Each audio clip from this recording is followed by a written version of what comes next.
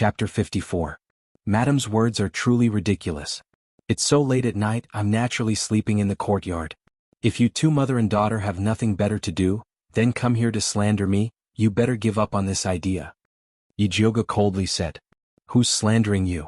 Yi Shanshan unwillingly retorted, but when she saw Yi Jioge's raised palm, she didn't dare to make a sound. Jioge, no matter what, since the Crown Prince has already ordered us to investigate, you should cooperate. Su Yufeng looked at the servant behind her and said, still not going in. I'll see who dares to come in. Yi Jioge took a step forward. Mother Qing stood behind her with a fierce look. The servant women suddenly didn't dare to move. The eldest Mrs. Cruelty was famous in the Yi mansion. Mother Zhang was only one step away from becoming a spirit practitioner, but her spirit root was crippled. Now she was sent to Zhuangzi to be raised. They didn't think they were more powerful than Mother Zhang. It seems that no one listens to this madam's words. Su Yufeng narrowed her eyes and coldly looked at the servant women behind her. The servant women secretly complained in their hearts. Madam is not easy to deal with. If you don't go in, then I'll sell you all. Yi Shanshan angrily shouted. In the past, when she and her mother were in the Yi mansion, no one dared to disobey them. But now these servants were really bold and dared to ignore their words. The servant women looked at each other in dismay. If they advanced, they would die. If they retreated, they would also die. However, being beaten was still better than being sold. So they braced themselves and moved forward step by step. Mother Qing's hand flashed with a faint golden light. As long as these servant women dared to cross the boundary, she would immediately throw them out. At this time Yi Yuxuan's voice came from afar. It's so late, what are you guys doing? Father. Yi Shanshan quickly turned her head.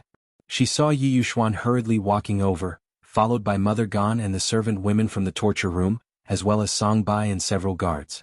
Yi Jioge's eyebrows jumped. Needless to say, this Yi Yuxuan must be the helper that Su Yufeng and her mother invited. However, she already placed the Crown Prince's jade pendant in the secret cabinet of Yi Yuxuan's alchemy room. How could he still be so calm? Could it be that he still hasn't discovered that those pills are missing? The gears in Yi Jioge's mind spun rapidly. Today's farce was an opportunity. She could take advantage of the opportunity to blame Yi Shanshan and the Crown Prince for the missing pills. At this moment, Yi Yuxuan had already walked in front of Yi Jioge. He looked around at everyone and said in a dignified manner, What's going on? Father, big sister stole the Crown Prince's jade pendant and refuses to admit it. Yi Shanshan spoke first.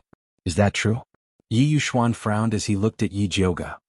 Although he was asking, his eyes had already determined Yi Jioge's crime. If you want to incriminate someone, you can always find a way to frame them. Yesterday, I only had a few words with His Highness the Crown Prince in the restaurant, and His Highness the Crown Prince falsely accused me of stealing his jade pendant.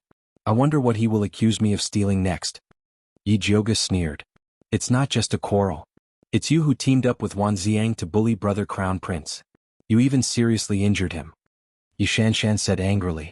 However, her words made people feel that the Crown Prince was falsely accusing Yi Jioge because he wanted revenge. If you don't believe me, go ahead and investigate. Otherwise, it'll be hard to explain to the Crown Prince. But how can you just check my courtyard? You have to check the entire Yi mansion. Also, don't let go of father's main courtyard.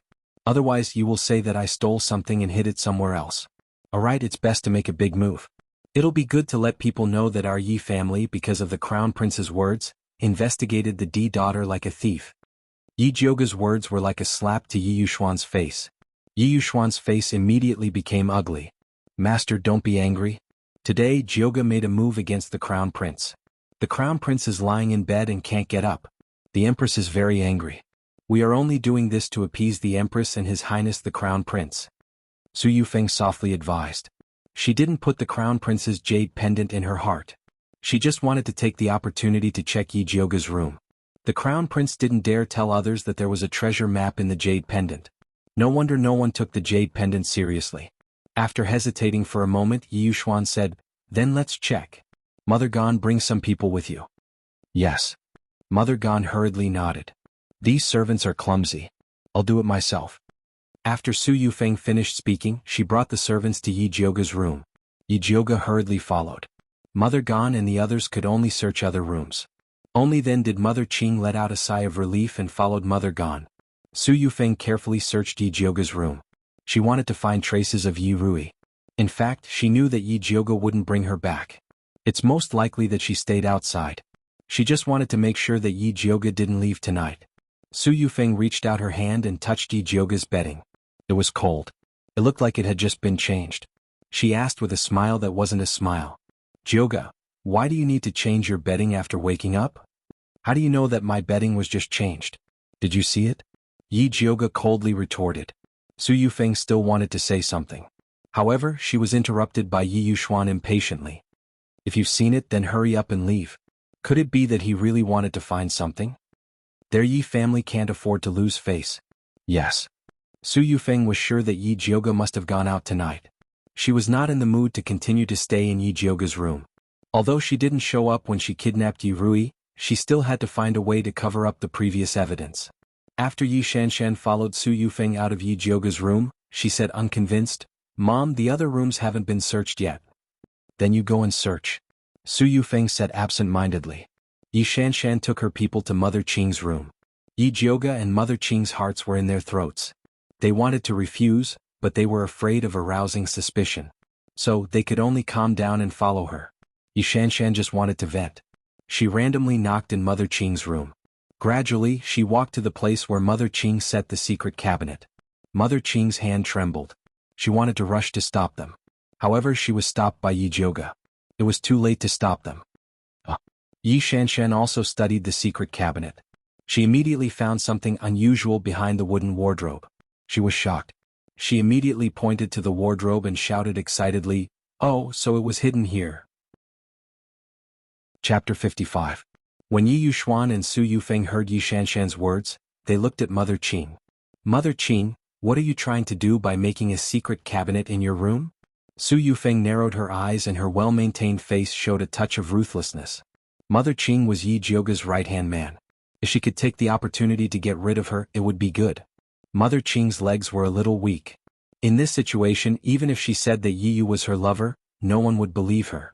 And the fourth miss, Madam has been falsely accusing Madam Wu of selling her. If she found out that she was in her room, who knows what kind of dirty water she would pour on the eldest miss. Although Yi Jioga's expression didn't change, he was quickly thinking about how to help Yi Yu and Yi Rui. How about saying that Yi Yu was a spirit practitioner that he invited to help find Yi Rui? Jioga, what's going on? Yi Yuxuan faked a cough as if to give Yi Jioga a chance to defend himself. Before Yi Jioga could speak, Yi Shanshan already said, Father, of course, Big Sister asked Mother Qing to make a secret cabinet to store some shameful things. Yi Shanshan finally caught Yi Jioga's sore spot. She was so excited that her face turned red. She immediately ordered Ji Hua, smash it for me. Yes. Ji Hua immediately led a group of servant women to open Mother Qing's wardrobe. Behind the wardrobe were two separate secret cabinets. At this moment, Yi Yu and Yi Rui were nowhere to be found. Mother Qing's eyes suddenly lit up. She quickly knelt down and hurriedly said, Master, please understand. In fact, this hidden cabinet was ordered by this old servant by the madam. She was afraid that she wouldn't be able to protect the eldest miss after her death, so she wanted this old servant to help the eldest miss hide some of her belongings so that they wouldn't be taken away by others. Unfortunately, the madam passed away before the hidden cabinet was finished, so she didn't leave anything behind. Mother Qing's words made Su Yufeng and Yi Yuxuan's faces change.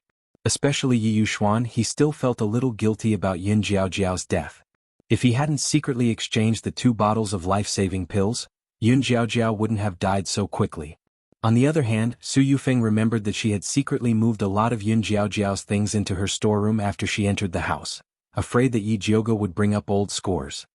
You old cunning slave, don't talk about the former madam. I think you. Before Yi Shanshan could finish her sentence, she was interrupted by Yi Yuxuan. Stop talking. Isn't it enough to mess around for the whole night? Father. Yi Shanshan pouted unhappily, but Su Yufeng gently tugged at her sleeve. Yi Yuxuan was obviously unhappy. It was better not to provoke him at this time. Yi Shanshan could only reluctantly shut up, her eyes still staring at the hidden cabinet. She doesn't believe that Mother Qing, this old cunning slave, made these secret cabinets as a memento. She must have an ulterior motive. Unfortunately, Yi Yuxuan's unpleasant memories were evoked by Mother Qing's words just now. He flicked his sleeves and left. Su Yufeng and her daughter couldn't continue to stay in the courtyard, lest Yi Jioga really went crazy and beat them up. After Mother Qing sent the group of people away, she felt that her back was soaked in cold sweat. Where are they? Where did you hide them? Yi Jioga asked in a low voice. This old servant hid them in the secret cabinet. Mother Qing did not know how they disappeared. Yi Jioga's heart moved. He hurriedly returned to Mother Qing's room and opened his spiritual eye to scan the surroundings. Indeed, he saw Yi Yu using the invisibility technique to hide under the bed with Yi Rui in his embrace. He never expected that this brat would wake up in time. It's okay. They are all gone.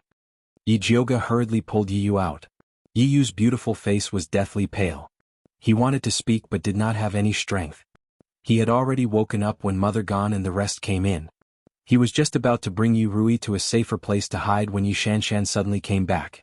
He could only use the last of his spiritual energy to use the invisibility technique to hide under the bed. Yi Jioga saw that Yi Yu's expression was not right. After taking his pulse, she discovered that the yin qi in his body was even stronger. She originally wanted to wait for Yi Yu to recover before talking about selling himself, but it seemed like she could not drag it on any longer. I have a cultivation technique here.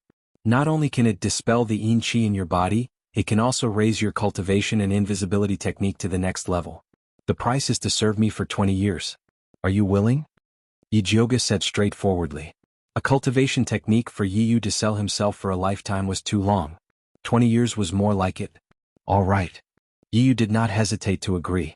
You're not going to consider it? Yi Jioga did not expect Yi Yu to agree so straightforwardly. She originally said that if Yi Yu wanted to haggle, he could even take a step back and sell himself for 10 years. You saved me twice. Especially this time. Yi Yu thought that he was dead for sure. He never expected that not only did Yi Jioga save him, she even wanted to teach him a cultivation technique. Let alone serving him for 20 years, he was even willing to sell himself for a lifetime. A wise choice. Yi Jioga said straightforwardly, rest well tonight. I will give you the cultivation technique tomorrow morning. The purple deceased technique was in her mind. She still had to write it down. And Yi Yu nodded. He was also tired today. Yi Jioga went to check on Yi Rui. Seeing that she was still sleeping soundly, he brought her back to his room. Yi Yu arranged for her to stay in her side room. After tonight's farce, Yi Yu believed that Su Yufeng and the others would not search her courtyard again. However, he had to make arrangements for the jade pendant and elixirs as soon as possible. Thus, Yi Jioga changed into his nocturnal clothes and silently made his way to Ink Garden. Ink Garden main room. Yi Shanshan sat beside Su Yufeng and angrily muttered, Mother, there was clearly a problem with that hidden cabinet. How could you let that old cunning slave off just like that? Alright, that's enough. Su Yufeng used her fingertips to press on her swollen and painful temples. She thought about how she had asked Su Junqing to deal with Mother Chiao and her son. She wondered how he was doing. Speaking of which, this nephew of hers was becoming more and more unreliable recently. How many times had she told him to kill Yi Rui, but he just wouldn't listen. He even got someone to save Yi Rui. He was simply trash. Mother, are you alright? Seeing Su Yufeng's ugly expression, Yi Shanshan obediently came over to massage her shoulders. Su Yufeng finally felt a little better. She patted her daughter's small hand and asked, How are you getting along with the Crown Prince? It's alright. However, ever since Yi Jioga tricked the purple lightning wood away, Big Brother Crown Prince's cultivation has encountered a bottleneck. I'm really worried for him. Yi Shanshan sighed. Seeing that the Crown Prince was in a bad mood, she also felt bad. Then you should comfort him. All men like Jiu Flower, Su Yufeng said on her daughter's behalf. Oh right, His Highness the Crown Prince wants us to help him with something. Yi Shanshan looked at her mother and said hesitantly. Chapter 56. What does the Crown Prince want me to do? Su Yufeng turned around and looked at Yi Shanshan in confusion. The Crown Prince wants you to ask Father to help you refine a bottle of marrow cleansing and meridian cleansing pills, Yi Shanshan said coquettishly. Even though she was a pill master, her cultivation was only at level 2, so it was impossible for her to refine a level 5 marrow cleansing meridian altering pill. Only the rank 5 Yi Yuxuan could successfully refine it. However, the failure rate of the pill for cleansing the marrow and changing the meridians was very high, and it consumed a lot of effort and energy. The Crown Prince was worried that Yi Yuxuan wouldn't be willing to help, so he wanted Su Yufeng to speak up for him. Su Yufeng hesitated for a moment. If it was any other time, she would definitely be willing to help the Crown Prince. But now that the matter of her framing the 5th concubine could be exposed at any time, she was really not in the mood, so she said, Your father has too many things to deal with recently. Let's talk about it later. Okay. Yi Shanshan also knew that her father had a lot of opinions about her and her daughter recently, so she didn't say anything more. At this moment Yi Yuxuan was pacing back and forth in the courtyard. Just now, Mother Qing's words reminded him of the time when he secretly exchanged Yin Jiaojiao's pills. The more he thought about it, the more uneasy he became. He walked to the alchemy room and opened the secret compartment. Who would have thought that it would be completely empty? Not a single bottle of those precious pills had actually disappeared. In the cabinet in the secret compartment, there was only a jade pendant with a dragon and phoenix engraved on it. Yi Yuxuan immediately recognized the jade pendant as the one the crown prince carried with him. His head instantly exploded. Damn it. No wonder Su Yufeng and her mother went to investigate Yi Jiuge's courtyard with great fanfare tonight. It turned out that they wanted to frame Yi Jiuge. His Highness the Crown Prince had hinted to him more than once that he wanted a bottle of marrow and body cleansing pill. It was just that he had been playing dumb all along. The marrow washing meridian changing pill had an auxiliary effect when advancing, especially when refined by Yun Tianwei. The effect was even better. He was reluctant to use it himself, so how could he give it to the Crown Prince? It was no wonder that the Crown Prince had come to plead for Su Yufeng and even invited him to the Gong family to refine pills. It turned out that the Crown Prince had been eyeing pills for a long time. The most hateful people were Su Yufeng and her daughter. They actually helped the Crown Prince to steal his pills and wanted to frame Yi Jiuge. Although he hated Yi Jiuge, he was not stupid enough to fall for it. Yi Yuxuan fiercely clenched the jade pendant, the veins on his hands bulging. He wanted nothing more than to immediately confront the Crown Prince. However, the Crown Prince had already spread the word that his jade pendant had gone missing.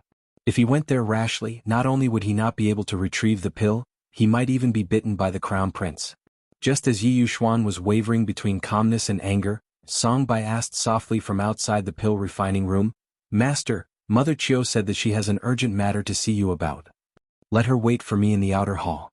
Yi Yuxuan put away the dragon phoenix jade pendant and left with a dark expression. When he saw Qiu Mama, he couldn't help but be surprised. Mrs. Qiu, who was usually neat and tidy, now had messy hair and ragged clothes, like a crazy woman on the side of the road. "Master, please help this old servant." When Mother Qiu saw Yi Yuxuan, she immediately knelt down with a plop. "What's the matter? Speak properly. Why are you crying?" Yi Yuxuan said with a frown. "Woo, master, madam has gone crazy. In order to deal with 15 Young, she actually let the Su family injure this old servant's son, forcing this old servant to help her frame 15 Young." Mother Qiu cried.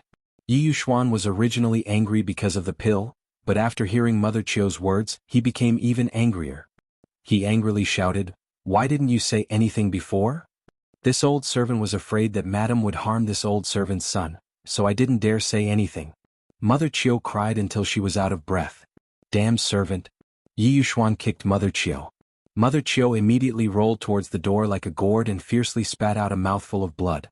She propped herself up and while spitting out blood she cried out, "Master, madam has the ambition of a wolf." She also let the Su family kidnap fourth miss and sell her to the black market. She also let this old servant bury 1,000 silver taels and fourth miss's contract in 15 Young's courtyard. This old servant couldn't bear to harm 15 Young again, so this old servant exchanged the silver for stones. Yi Yuxuan trembled with anger. No wonder Su Yufeng and her daughter wanted to help the Crown Prince steal the pill. It turned out that they wanted him to help harm 15 Young. This was simply going too far. Yi Yuxuan was furious and vented his anger on Mother Qiu.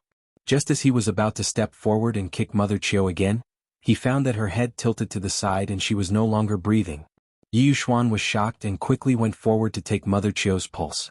He found that she had already died from the poison. This was a familiar scene.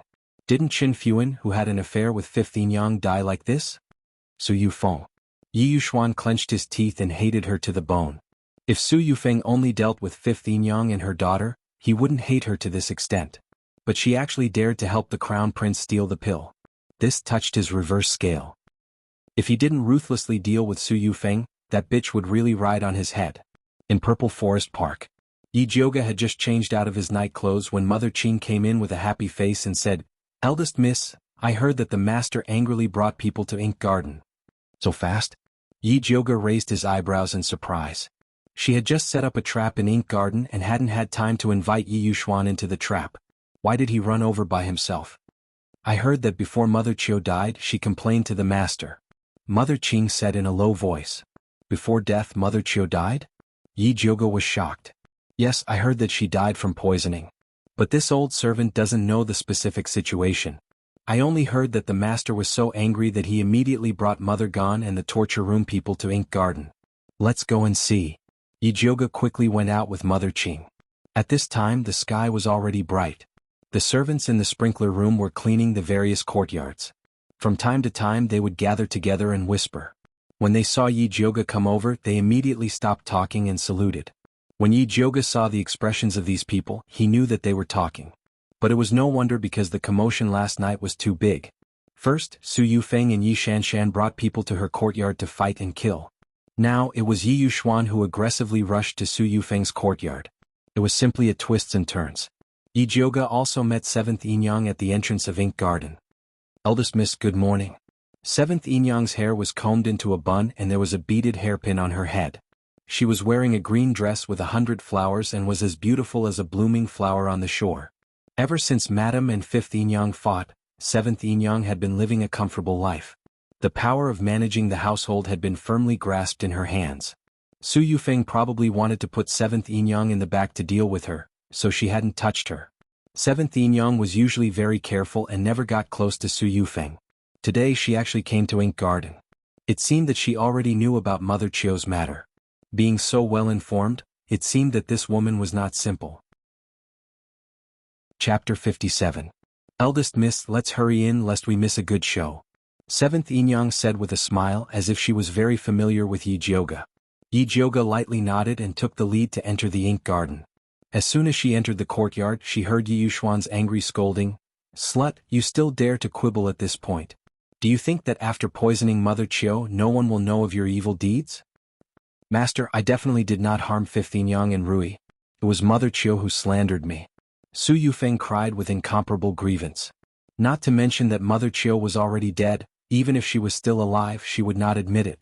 7th Yinyang stood outside the room and covered her mouth as she laughed. She said to Yijioga in a low voice, "At this time Madam is still so stubborn. Does she really think that our master is a fool?" Yijioga ignored 7th Yinyang.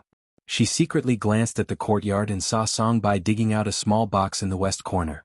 That was the place where she set up Su Yufeng. Songbai immediately brought the small box to Yi Yuxuan. Yi Yuxuan opened the box and saw that it was the jade bottle where he kept the 9 Revolution Soul Return pill, but the pills inside were gone. Slut, what else do you have to say? Yi Yuxuan picked up a jade bottle and fiercely threw it at Su Yufeng's head. Master, I have been wronged. Su Yufeng quickly lay down. The jade bottle flew over her head and smashed into the wall behind her, shattering it into pieces. Seeing that she dared to dodge, Yi Yuxuan went up to kick her. Su Yufeng's servant girl quickly stopped in front of Yi Yuxuan and begged, "Master, please calm down." Scram. Yi Yuxuan kicked the maids and old women, sending them rolling all over the place. Su Yufeng saw Yi Yuxuan's face full of killing intent, as if he wanted to beat her to death. She braced herself and shouted, "Yi Yuxuan, I am your wife, not your servant. If you want to kill me, you have to see if the Su family agrees." Good, good, good. Yi Yuxuan pointed at Su Yufeng and was so angry that his fingers were trembling. He fiercely scolded, "I won't kill you, but our Yi family can't tolerate an evil woman like you. Now scram to the Yi family's ancestral temple and reflect." Yi Yuxuan had basically banished Su Yufeng. Su Yufeng slowly stood up from the ground and her cold eyes swept over Yijioga and 7th Mistress who were watching the show. Although she knew that Yijioga was a difficult character to deal with, she didn't expect that her carefully laid trap would be so easily broken by her. There was also 7th concubine, that bitch. She used to flatter her in every possible way, but now she dared to come and watch the show. She wouldn't let any of these people off. "Madam, please." Gon's mother said respectfully. Su Yufeng straightened her body and followed Gon Mama out. Ji Hua and the others were crying behind them. At this time Yi Shanshan hurried over and immediately stopped Mother Gon. She scolded her angrily, "Bold slave, where do you want to take my mother?" Mother Gon bowed to Yi Shanshan and said in a neither servile nor overbearing manner, "Second Miss, the master ordered this old servant to send the madam to the ancestral temple to recuperate. Please don't stop her." "Mother, what's going on?" Yi Shanshan looked at her mother in disbelief. Why would father send mother to the ancestral temple to reflect on her mistakes? The ancestral temple was built on the outskirts, it was desolate everywhere. It was not a place for people to live. "I'm fine, I'm just going to the ancestral temple to recuperate for a few days." Su Yufeng shook her head at Yi Shanshan, telling her not to panic. Now that Yi Yuxuan was angry, it was useless for her to say anything. It was better to go to the ancestral temple to hide and wait for the Su family to get her out. It must be you who harmed my mother. Yi Shanshan's fierce eyes fell on Yi Jioge. Yi Shanshan, the order was given by father. If you want to find someone, find him. Don't act like a mad dog and bite people. Yi Jioge said coldly. Yi Shanshan gritted her teeth. She couldn't wait to strangle Yi Jioge. At this time Yi Yuxuan's angry voice came from inside. Yi Shanshan, get in here. Yi Shanshan's body trembled. This was the first time her father spoke to her in this tone. Su Yufeng couldn't help but raise her heart. Just a moment ago Yi Yuxuan falsely accused her of stealing pills. She didn't even have time to figure out what was going on. Madam, let's go. Mother Gan said in a low voice. If we stay here for too long, I'm afraid the master will be angry. Su Yufeng originally wanted to rush in and argue with Yi Yuxuan, but when she heard Mother Gan's words she stopped. If she went in now it would only make Yi Yuxuan even more angry. No matter what, her daughter was Yi Yuxuan's flesh and blood. She was also the future crown princess. Presumably Yi Yuxuan wouldn't dare to do anything to her. Mother. Yi Shanshan looked at Su Yufeng pleadingly. Good child, go in. Su Yufeng hardened her heart, turned around and left with Mother Gan. Only then did Yi Shanshan walk into the house step by step. Eldest miss, what do you think the master wants to do by asking second miss to go in? Seventh concubine's beautiful eyes looked around and asked in a low voice. I'm not a father, how do I know what he wants to say to second sister? He didn't know why, but Yi Jioge always had some vigilance towards seventh concubine. Seeing that there was nothing for him to do in the ink garden, he directly left. Seventh concubine looked at Yi Jioge's back, a sharp light flashed in her beautiful eyes, and she also turned and left. When Yi Jioge returned to Purple Forest Park, Mother Qing happily said, Eldest miss, the madam was sent to the ancestral temple by the master. Then can fifth concubine be released? And I'll go talk to father later and ask him to release fifth concubine. Yi Jioge responded. He didn't expect that today's matters would come together, and Mother Chiu actually came back at this time to complain. Fourth miss will definitely be very happy. Mother Qing was sincerely happy for fifth concubine and her daughter. Although she was very angry that they mistakenly believed the madam before, after this, they will definitely know that eldest miss is the person they can rely on. Yi Jioge prepared to go out and ask Wan Ziang about Mother Chiu's matter, and then think of a way to let Yi Rui come back. But the most important thing now was to quickly write down the cultivation method that Zishang passed on to her. After Yi Jioge wrote down the cultivation method, he took it to Yi Yu's room. When Yi Yu woke up, he only felt that his whole body was sore, like his body was soaked in ice water, and it was very difficult to move his fingers. This feeling was really worse than death. If Yi Jioge didn't say that she had a way to solve it, he was afraid that he would have lost all hope. Yi Jioge saw that Yi Yu couldn't move forward, so she very naturally went forward to help him up, and then stuffed a big soft pillow behind him. Yi Yu smelled the fragrance of a young girl from Yi Jioge, and his somewhat pale face couldn't help but reveal a trace of red. He grew up in the valley and other than his sister, he had never been so close to other women. Chapter 58. Are you shy? Yi Jioge didn't expect Yi Yu to be so pure and immediately wanted to tease him. Just as she was about to imitate those playboys and pinch Yi Yu's chin to tease him, she heard Zishang's eerie voice. Why don't you try touching him? Daring to tease another man in front of him, did she think he was a dead demon? Tiske. It's so boring to have a demon following her, it affects her mood of seeking pleasure. If you want to seek pleasure, this sovereign will accompany you to the end. Zishang decided that next time, he must let her have enough fun. Yi Jioge sensed something was wrong and didn't dare to answer Zishang's question. She silently took out the booklet that recorded the technique and asked Yi Yu, can I read it myself? Yes. Yi Yu slowly raised his hand and took the booklet. The first thing he saw was a row of bold words, 3 pure ones in one breath. The handwriting was as hard as iron, as charming as a silver hook, and revealed an imposing aura. You wrote this? Yi Yu raised his head and asked in surprise. He thought that girls would usually choose silk flowers to practice their handwriting. He had never seen a girl's handwriting that was stronger than a man's. Of course. Yi Jioge nodded. She had specially practiced her handwriting to be worthy of her 9th brother's name. Yi Yu couldn't help but smile. He felt that Yi Jioge was becoming more and more interesting. When he first met her, he thought she was an ugly woman who was blinded by lust. When he met her again he found out that she was an extremely talented alchemist. Now he found out that she was a strange woman who didn't care about trifles. Yi Yu always felt that there were many mysteries about Yi Jioga, waiting for him to slowly discover them. Don't be infatuated with me, I'm just a legend. Focus on practicing your technique. Yi Jioga joked. Yi Yu smiled again and focused on reading the technique. He was immediately attracted by the wonderful technique inside. Yi Jioga saw that Yi Yu was completely immersed in the technique, so she left the room. She brought along the still unconscious Yi Rui. After greeting Mother Qin, she quietly brought Yi Rui to Wan Xiang and Bai Songling's residence. When Bai Songling saw her, she revealed a sly smile like a fox.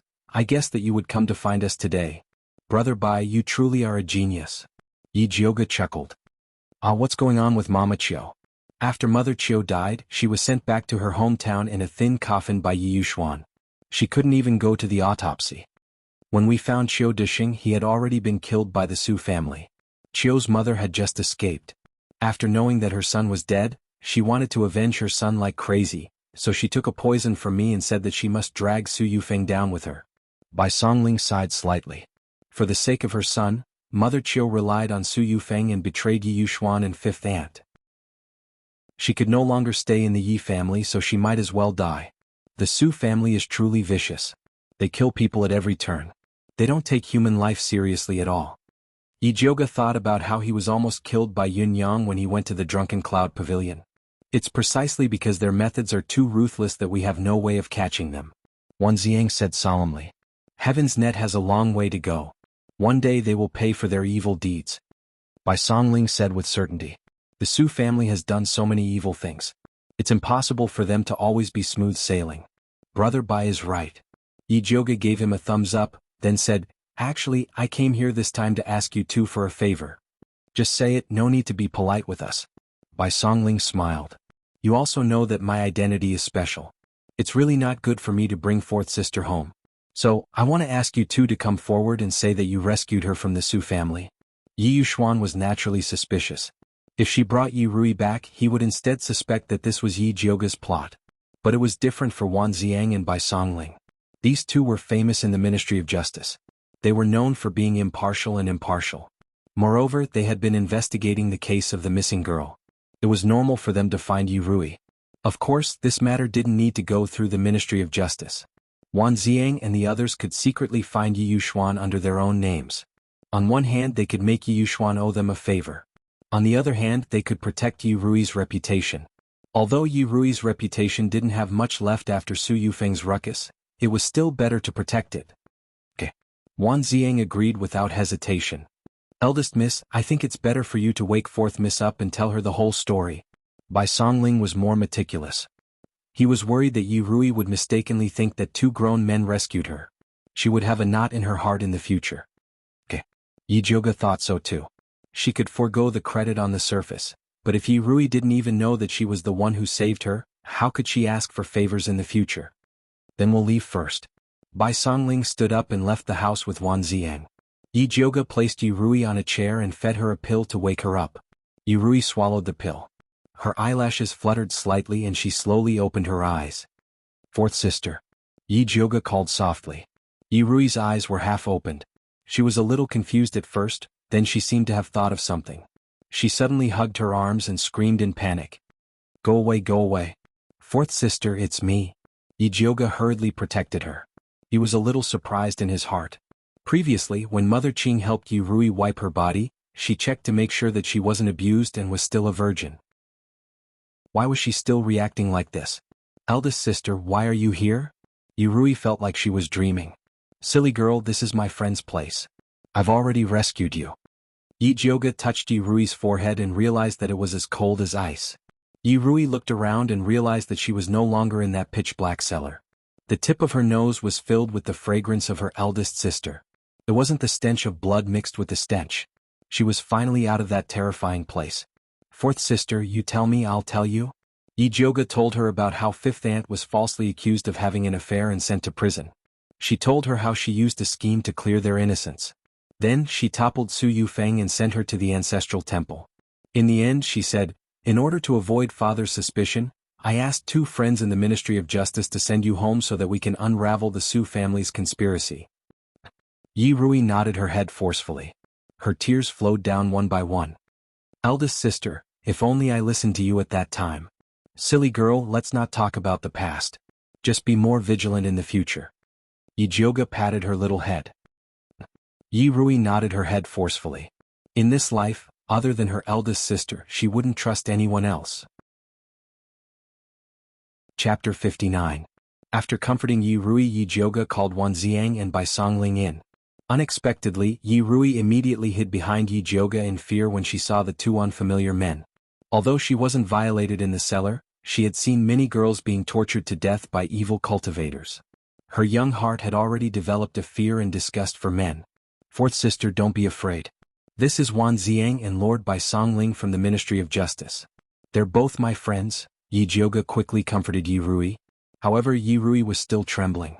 She didn't dare to raise her head and shrunk herself into a small shrimp. Wan Xiang seemed to have thought of something when he saw Yi Rui like this.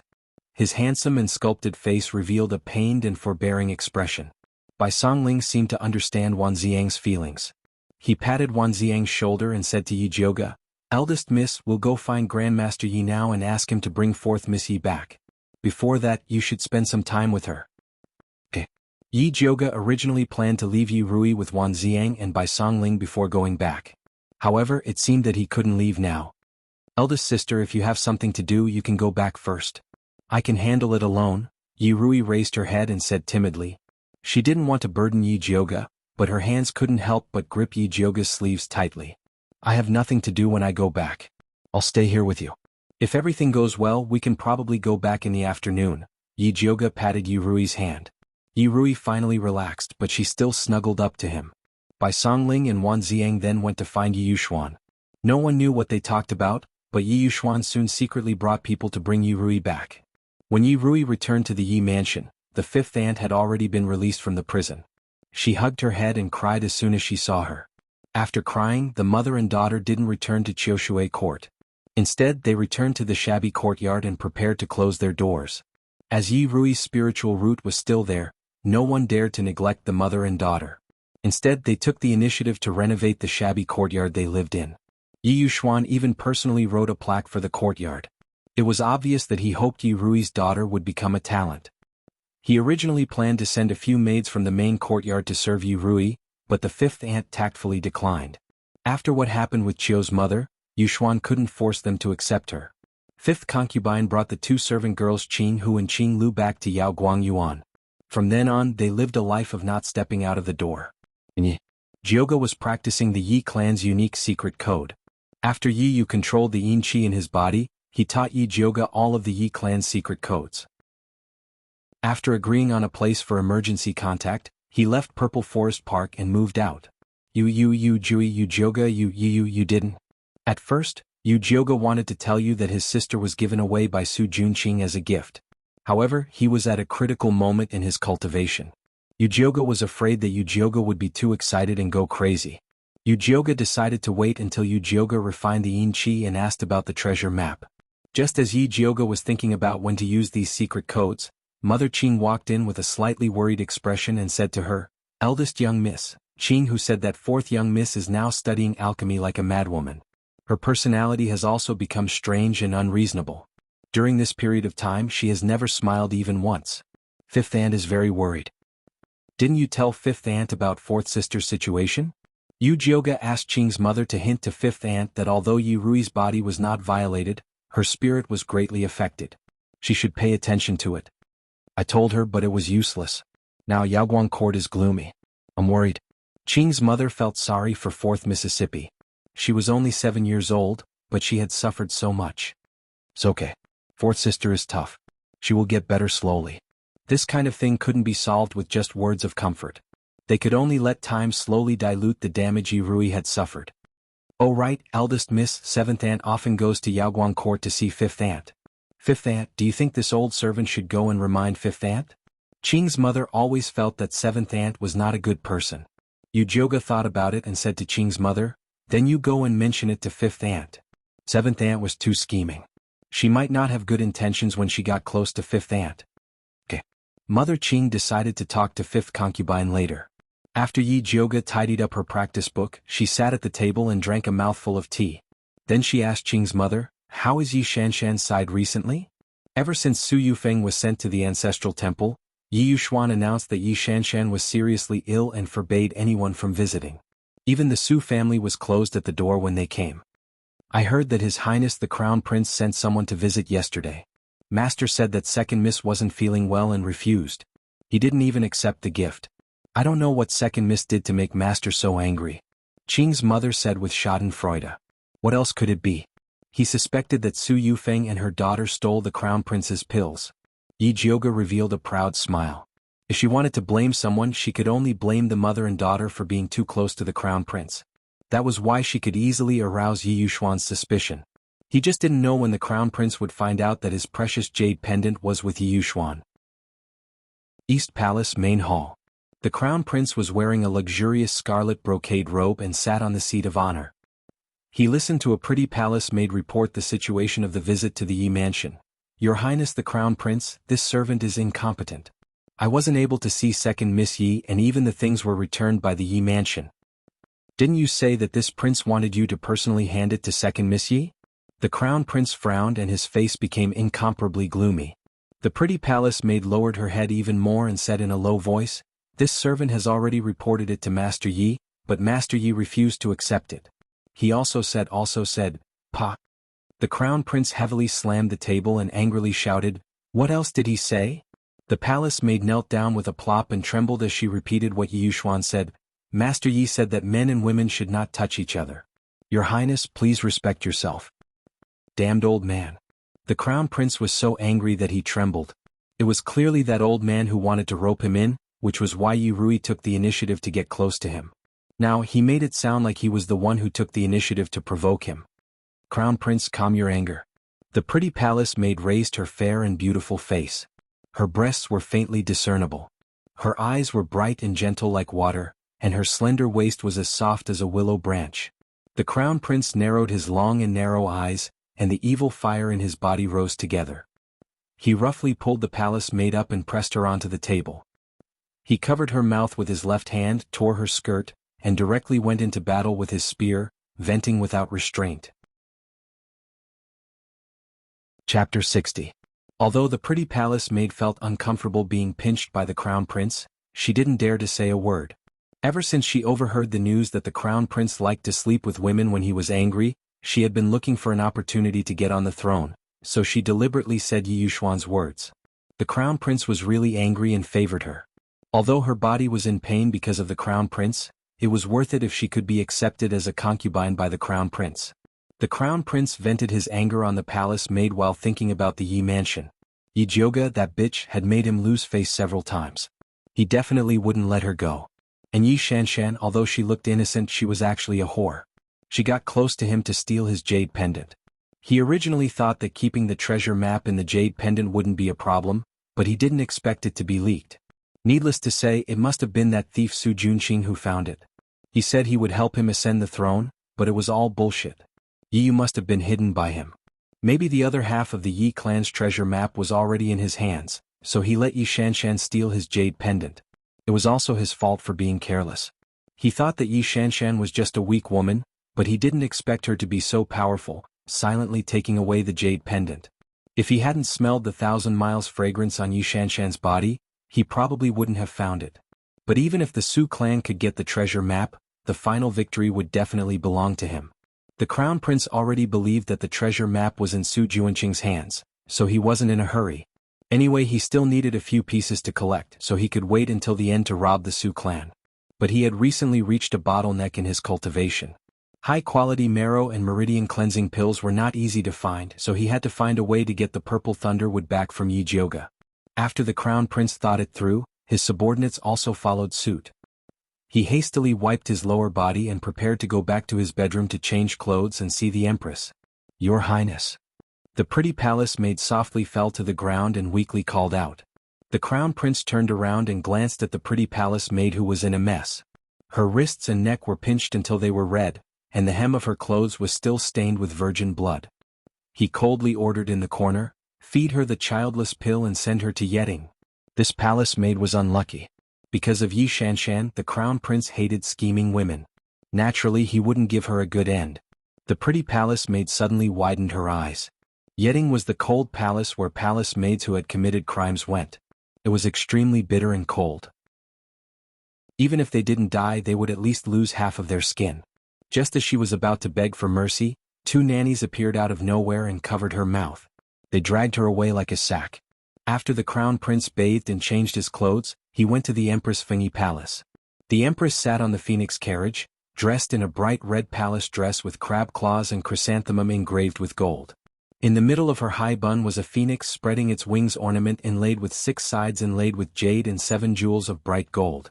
Beside it was a small hairpin with a golden phoenix holding a pearl in its mouth and golden wings. Her skin was snow white and her face was delicate. It was impossible to tell that she was a woman in her 40s. "Greetings, mother." The crown prince bowed respectfully. How come you have the time to come here?" Even when the empress was facing her own son, her smile was still proper. The curve of her mouth seemed to be measured with a ruler. "Mother, son has come this time to ask for your help." The crown prince told her about how his cultivation had stopped and how he wanted to take back the purple thunder wood. "Can't you just let Su Yufeng and her daughter handle this matter?" The empress lightly said. If Yi Shanshan wanted to be the crown prince's wife, she had to show some ability. "Mother doesn't know, but Su Yufeng and her daughter have fallen. The night before yesterday, Su Yufeng was sent to the ancestral temple by Yi Yuxuan. Yi Shanshan is now also under house arrest." The crown prince told her about how he had sent people to visit Yi Shanshan but had been rejected by Yi Yuxuan. This mother and daughter pair are really useless. When the empress' face was gloomy, it was very similar to the crown prince's. She saw that Su Yufeng and her daughter had turned Yi Jioga into a notorious ugly trash. She thought that they had some ability, so she tacitly approved of the crown prince and Yi Shanshan's relationship. She didn't expect them to be so useless. "Mother, son has an engagement with Yi Jioga. It's not good for me to brazenly act against him, so I can only ask mother for help." The crown prince had always believed that women's matters should be left to women. He only needed to stand on the side and reap the fruits of victory. The empress lowered her eyes and muttered to herself for a moment. Then she nodded and said, "In 7 days, that bastard will enter the palace to pay his respects to the emperor. At that time let Yi Jioga come in." Although the empress only said half of her words, the crown prince immediately understood her meaning. He hurriedly flattered, "Mother is wise. You too don't put your mind on women. Cultivating more is the right thing to do. In addition, continue to win over Yi Shanshan. After all, the Yi family is an alchemist family. She also has some aptitude. The alchemy competition is about to begin." The empress lightly instructed. Her tone was not heavy, as if she was just chatting. However, the crown prince didn't dare to be the slightest bit negligent. He hurriedly said, "Mother, don't worry. Son understands. You may leave." The empress nodded and the crown prince left the Phoenix Ritual Palace. He stood at the entrance of the Phoenix Ritual Palace and let out a light breath. Looking into the distance, he revealed a sinister smile. "Yi Jioga, this prince wants to see how you will escape this time." At this moment, Yi Jioga was in the Arcade Park visiting Yi Rui. Previously, when Mama Qing had said that Yi Rui had gone berserk, Yi Jioga had not taken it seriously. Now that he had personally come to take a look, he discovered that the matter was somewhat serious. He saw that Yi Rui was wearing a black cotton gown. Her hair was tied up in a simple bun and secured with a black hairband. Inside the room there were various basic alchemy techniques. On the writing table there were notes that she had copied down. Apart from this, there were no other decorations. It didn't seem like a little girl's room at all. Instead, it seemed like a Taoist nun's courtyard. "Big sister, why have you come?" Only when Yi Rui saw Yi Jioga would she reveal a hint of childlike innocence. "I came to see you. Why are you dressed like this?" Yi Jioga looked at Yi Rui's old-fashioned attire. At such a young age, she was even more solemn and old-fashioned than the Taoist nuns on the mountain. "This is pretty good." Yi Rui did not take it seriously. So what if she was dressed nicely? If she met a pervert, she would only die faster. "Eldest young miss, please help me persuade Rui." "She won't listen to anything I say now," the 5th concubine said with a distressed expression. After coming out of the dungeon, it was as if her body had been hollowed out. Her age was extremely obvious. She was not even 30 years old, yet her hair had already turned white. Her brows were filled with worry and she looked sickly. "If mother's words are useful, daughter will naturally listen." Yi Rui replied indifferently. Every time she saw her mother's weak appearance, she hated the weakness of women even more. Chapter 61. Fourth sister, Fifth Inyang is your biological mother. How can you talk to her like that? Yi Jioga frowned. Even though Fifth Inyang had many faults, she loved her daughter. Yi Rui's words were too hurtful. Yi Rui didn't dare to talk back to Yi Jioga. She kept a straight face and didn't say anything. Her whole body was filled with a sharp hostility. She was a completely different person from the cute and clever girl she used to be. Yi Jioga was really worried. She heard that children who experienced horrible things when they were young would grow up to be twisted and become one of the perverts. She didn't want Yi Rui to become like that. She had to think of a way to resolve the hostility in her. Yi Jioga thought about it and said to Yi Rui with a smile, "The weather is good these days. How about we go for a walk?" She thought that children loved to play, so it was good to take Yi Rui out for a walk. "I still have a lot of books to read." Yi Rui shook her head. To her, reading was more important than playing. "The books won't run away. Let's go out tomorrow." "That's settled." Yi Jioga didn't give Yi Rui a chance to refuse. "Okay." Yi Rui puffed up her face and agreed reluctantly. She didn't dare and didn't want to disobey her big sister who saved her from the abyss of suffering. "Forget it, I'll just accompany big sister to play." "Big miss, where do you plan to take Rui to play?" Fifth Inyang looked at Yi Jioga expectantly, as if this trip would immediately make her baby daughter return to normal. "How about going to Putua Temple?" Yi Jioga blinked. In her limited memory, it was only fun to go to Putua Temple with her mother when she was young. Because the vegetarian food and pastries there were delicious. There was also a very beautiful jasper flower at the back of the mountain. During the day it was beautiful like a fairyland. Okay. Fifth Inyang nodded repeatedly. She and her daughter had been possessed by misfortune recently. It couldn't be better to go to the temple. "Fourth sister, do you want to go? The jasper flower there is very beautiful. It's the same as the name of your courtyard. Also, the vegetarian food and pastries there are very delicious." Yi Jioga revealed a wolfish grin. "If big sister wants to go, then go," Yi Rui said like an adult. He even looked at Yi Jioga with a doting and helpless gaze as if she was the child. Yi Jioga's hair stood up from the little person's gaze. This child was becoming more and more crooked. He had to change it back immediately. When Mother Qing heard that eldest miss was going to take fourth miss out to play, she immediately prepared happily. She didn't forget to report to the master for them. Yi Yuxuan agreed to let Yi Jioga take Yi Rui out to play, but he didn't agree to let fifth aunt accompany him. Firstly, fifth concubine's health was not good. Secondly, because of Qin Fuan's matter, he now hated fifth concubine very much. If it weren't for the fact that Yi Rui was still young and couldn't leave her mother, he would have sent Fifth Inyang to the manor. When Yi Jioga heard this, he was very angry. He wanted to argue with Yi Yuxuan, but was stopped by the fifth aunt. "Eldest miss, it's hard for me to go out with this body of mine. You don't have to look for old master." The fifth concubine humbly begged. She was already very satisfied to stay and take care of her daughter. She did not dare to hope for anything else. The fifth concubine couldn't even stand up herself. Yi Jioga couldn't help her even if he wanted to, so he could only sigh. No matter which world it was, women were always weak. Even if Yi Yuxuan knew that Qin Fuan's matter wasn't the fifth concubine's fault, he would still blame her. He felt that if she knew her place, such a thing wouldn't have happened. He had so many concubines, but why didn't others have such things?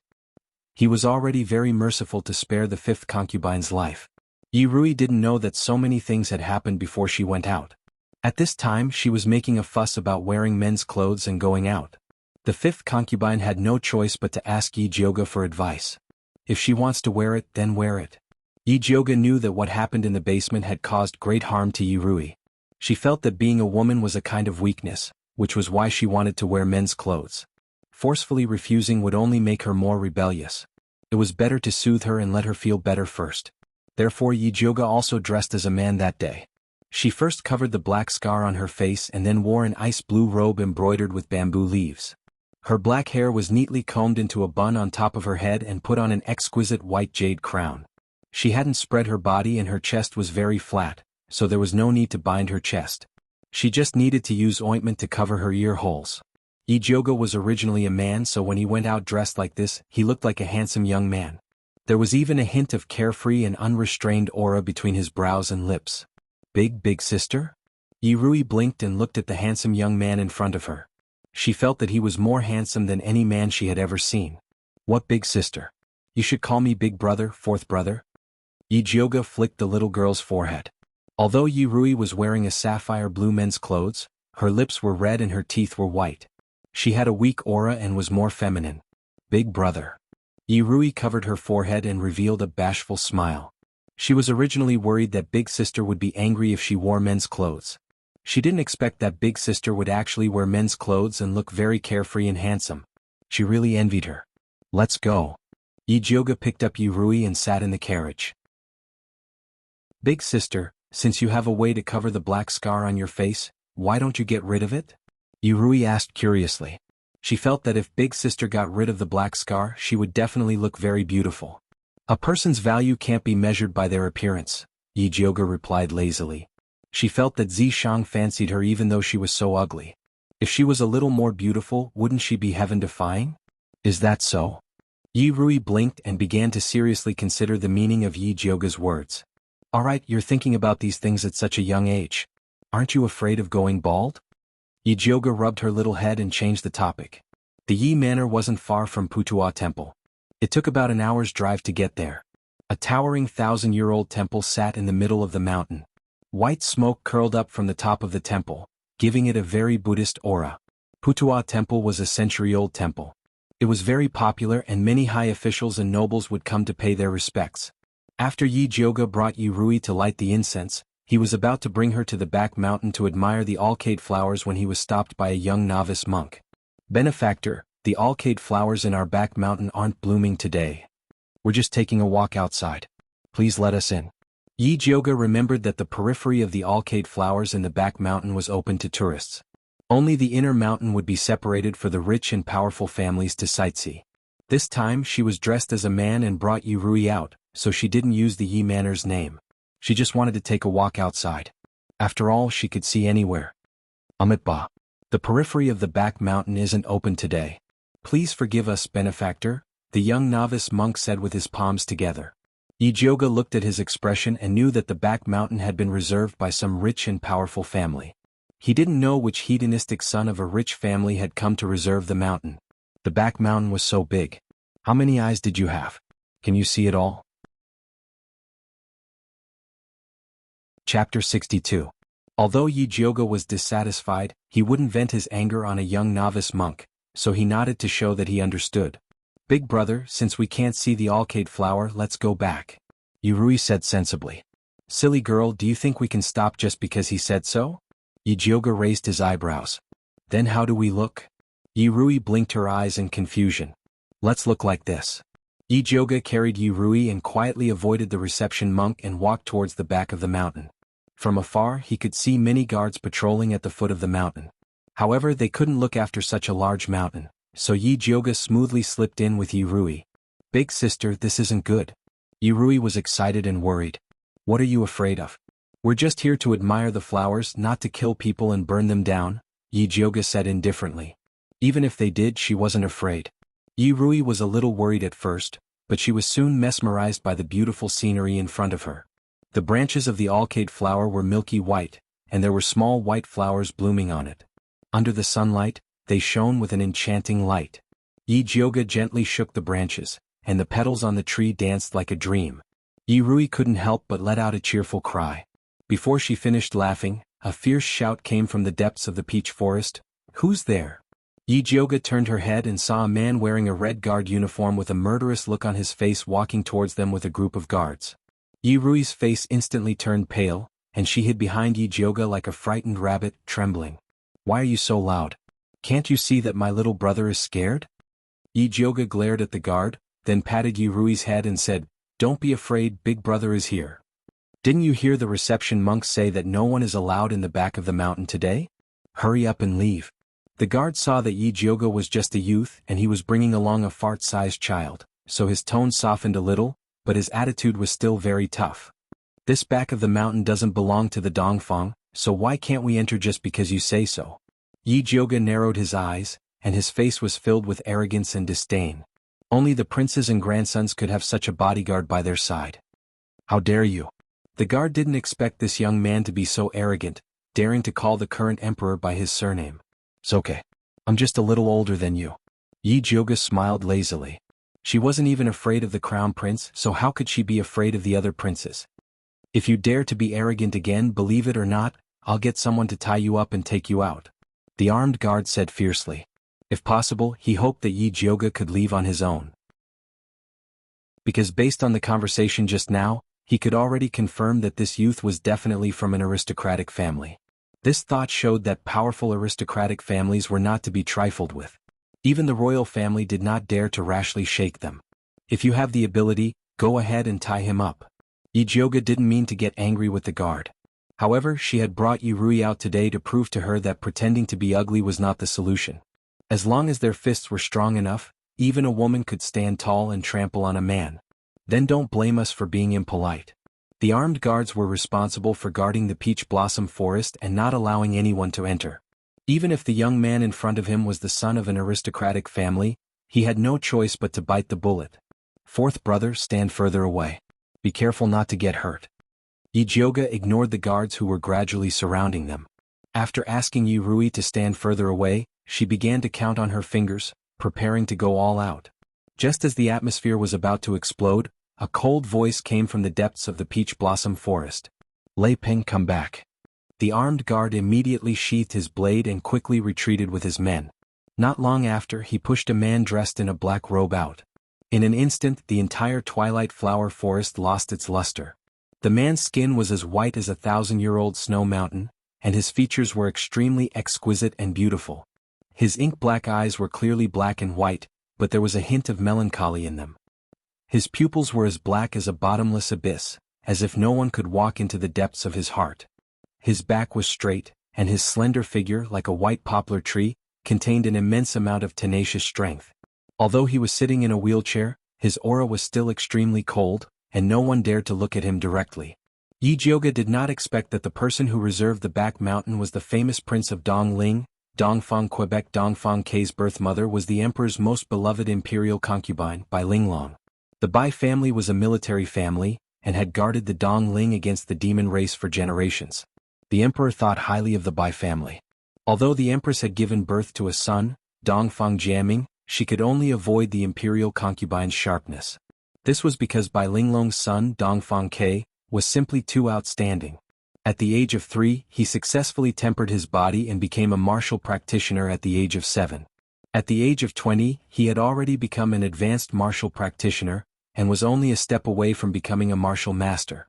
Not only that, he had also inherited the Bai family's military talent, and was well versed in the art of war from a young age. He was known as a genius in the Thunder Country, and was the undisputed successor of the country. Unfortunately, the world was unpredictable, and Bai Linglong suddenly passed away when Dongfang K was 12.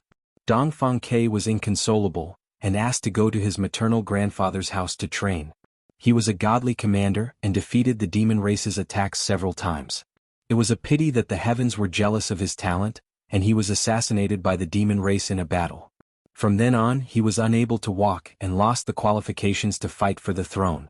Although the emperor was heartbroken, he still listened to the suggestion of his ministers, and made Dongfang Jiaming the crown prince and the empress. Although Yi Jioge didn't know who Dongfang K was, when she heard that he was harmed by the demon race, she felt an indescribable sense of guilt. She wanted to ask Zishang a few questions, but it was a pity that Zishang fell into a deep sleep after imparting the cultivation technique to Yiyu. He probably wouldn't wake up for at least half a month. "Young Lady Yi, this prince's subordinate was rude to you, I hope you don't mind." Dongfang K's voice was very pleasant to the ear, and it was gentle and cold, completely different from his gloomy eyes. "How did you recognize me?" Yi Jioge was a little surprised. Although he didn't intentionally disguise himself, even acquaintances wouldn't be able to recognize him at a glance. Dongfang K smiled, and his handsome face was as indifferent as a chrysanthemum, giving off a natural fragrance. However, he didn't answer Yi Jioge's question and only said indifferently, "This prince only came to take a look at the alcade flower on a whim, but I didn't think that I would disturb everyone's interest. I've truly sinned. Since that's the case, I won't disturb young Lady Yi any further. Farewell." After saying that, he turned his wheelchair and left. The guards lined up neatly behind him, covering his straight back. It's rumored that the Prince of Dongling became incomparably violent after his injury. I didn't expect him to be so amiable. Yi Jioge looked in the direction that Dongfang K left, but her mouth was actually talking to Yi Rui. Unexpectedly, Yi Rui didn't reply for a long time.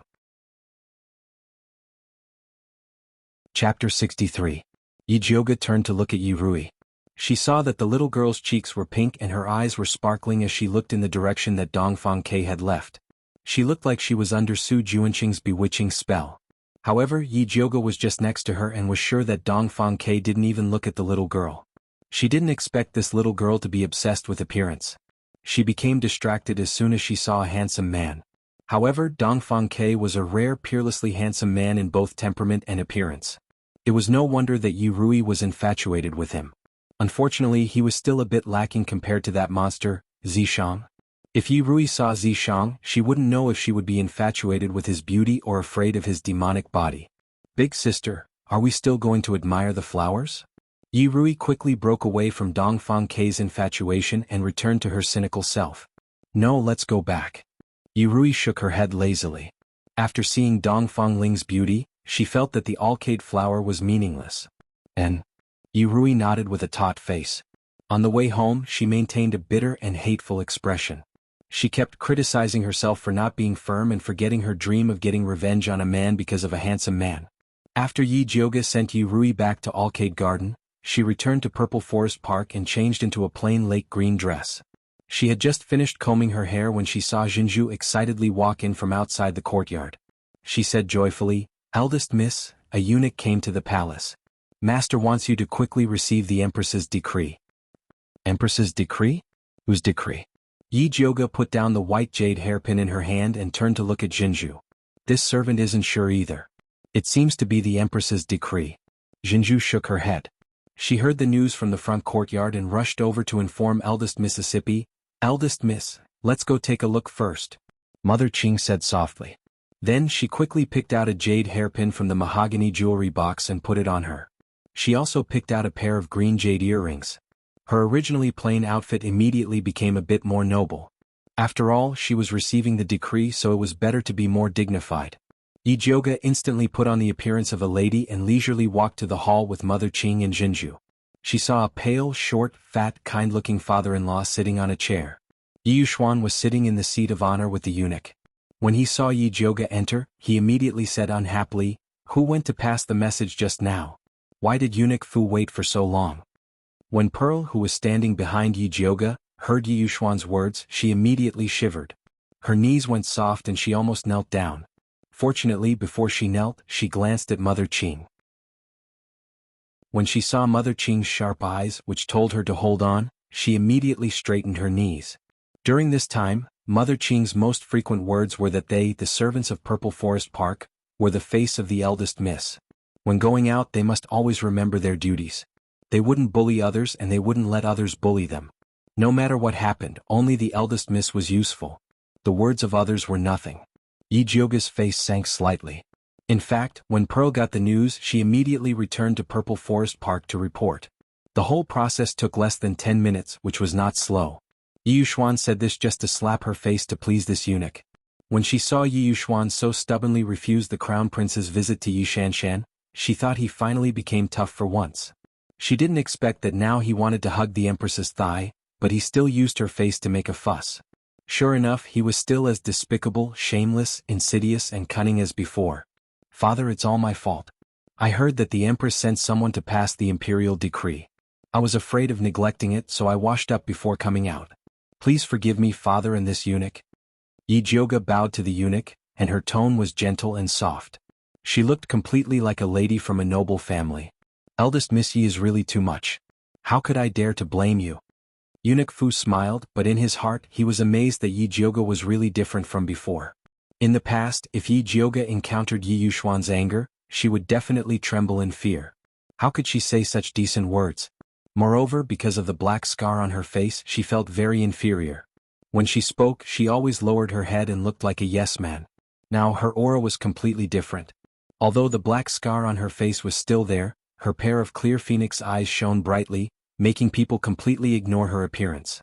There was only one thought in their heart: this woman can't be underestimated. Seeing Eunuch Fu say this, Yi Yuxuan couldn't not let Yi Jioga go. He changed the topic and said, "Eunuch Fu, I wonder what the Empress sent you here for? The Empress said that she hasn't seen eldest Miss Yi for a long time and misses you very much.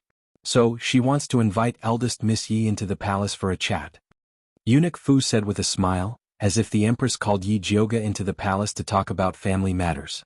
Yi Jioga believed that Eunuch Fu's words were fishy. Previously, she slapped the Crown Prince's face twice and even took back the purple thunder wood. The Crown Prince hated her to the bone and must have said a lot of bad things about her in front of the Empress. The Empress called her into the palace to settle scores with her. If she fell for it, she would be a fool. Yi Jioga wanted to refuse, but Yi Yuxuan already said to Eunuch Fu impatiently, "It's her honor that the Empress summoned Jioga. I thank the Empress on her behalf. Eunuch Fu, please go back and report to the Empress. Jioga will definitely go and pay her respects." "Okay, then I'll come to take eldest Miss Yi into the palace in 7 days." Eunuch Fu stood up and was about to leave. Yi Yuxuan had the housekeeper send him out.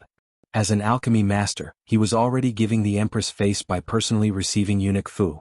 It would be lowering his status if he personally sent the guest off. Yi Jioga didn't get a word in. After Eunuch Fu left, she said to Yi Yuxuan, "Father, do you really believe that the Empress called me into the palace to reminisce with me? No matter why the Empress called you into the palace, you have to go." Yi Yuxuan straightened his face and said unhappily, "You've been targeting the Crown Prince all this time. It's already a great fortune that the Empress doesn't care about you. This time you have to go with the Empress and let her calm down. *CKU. Why don't you go into the palace and let the Empress calm down?" Yi Jioga's face darkened. He didn't hide his anger at all.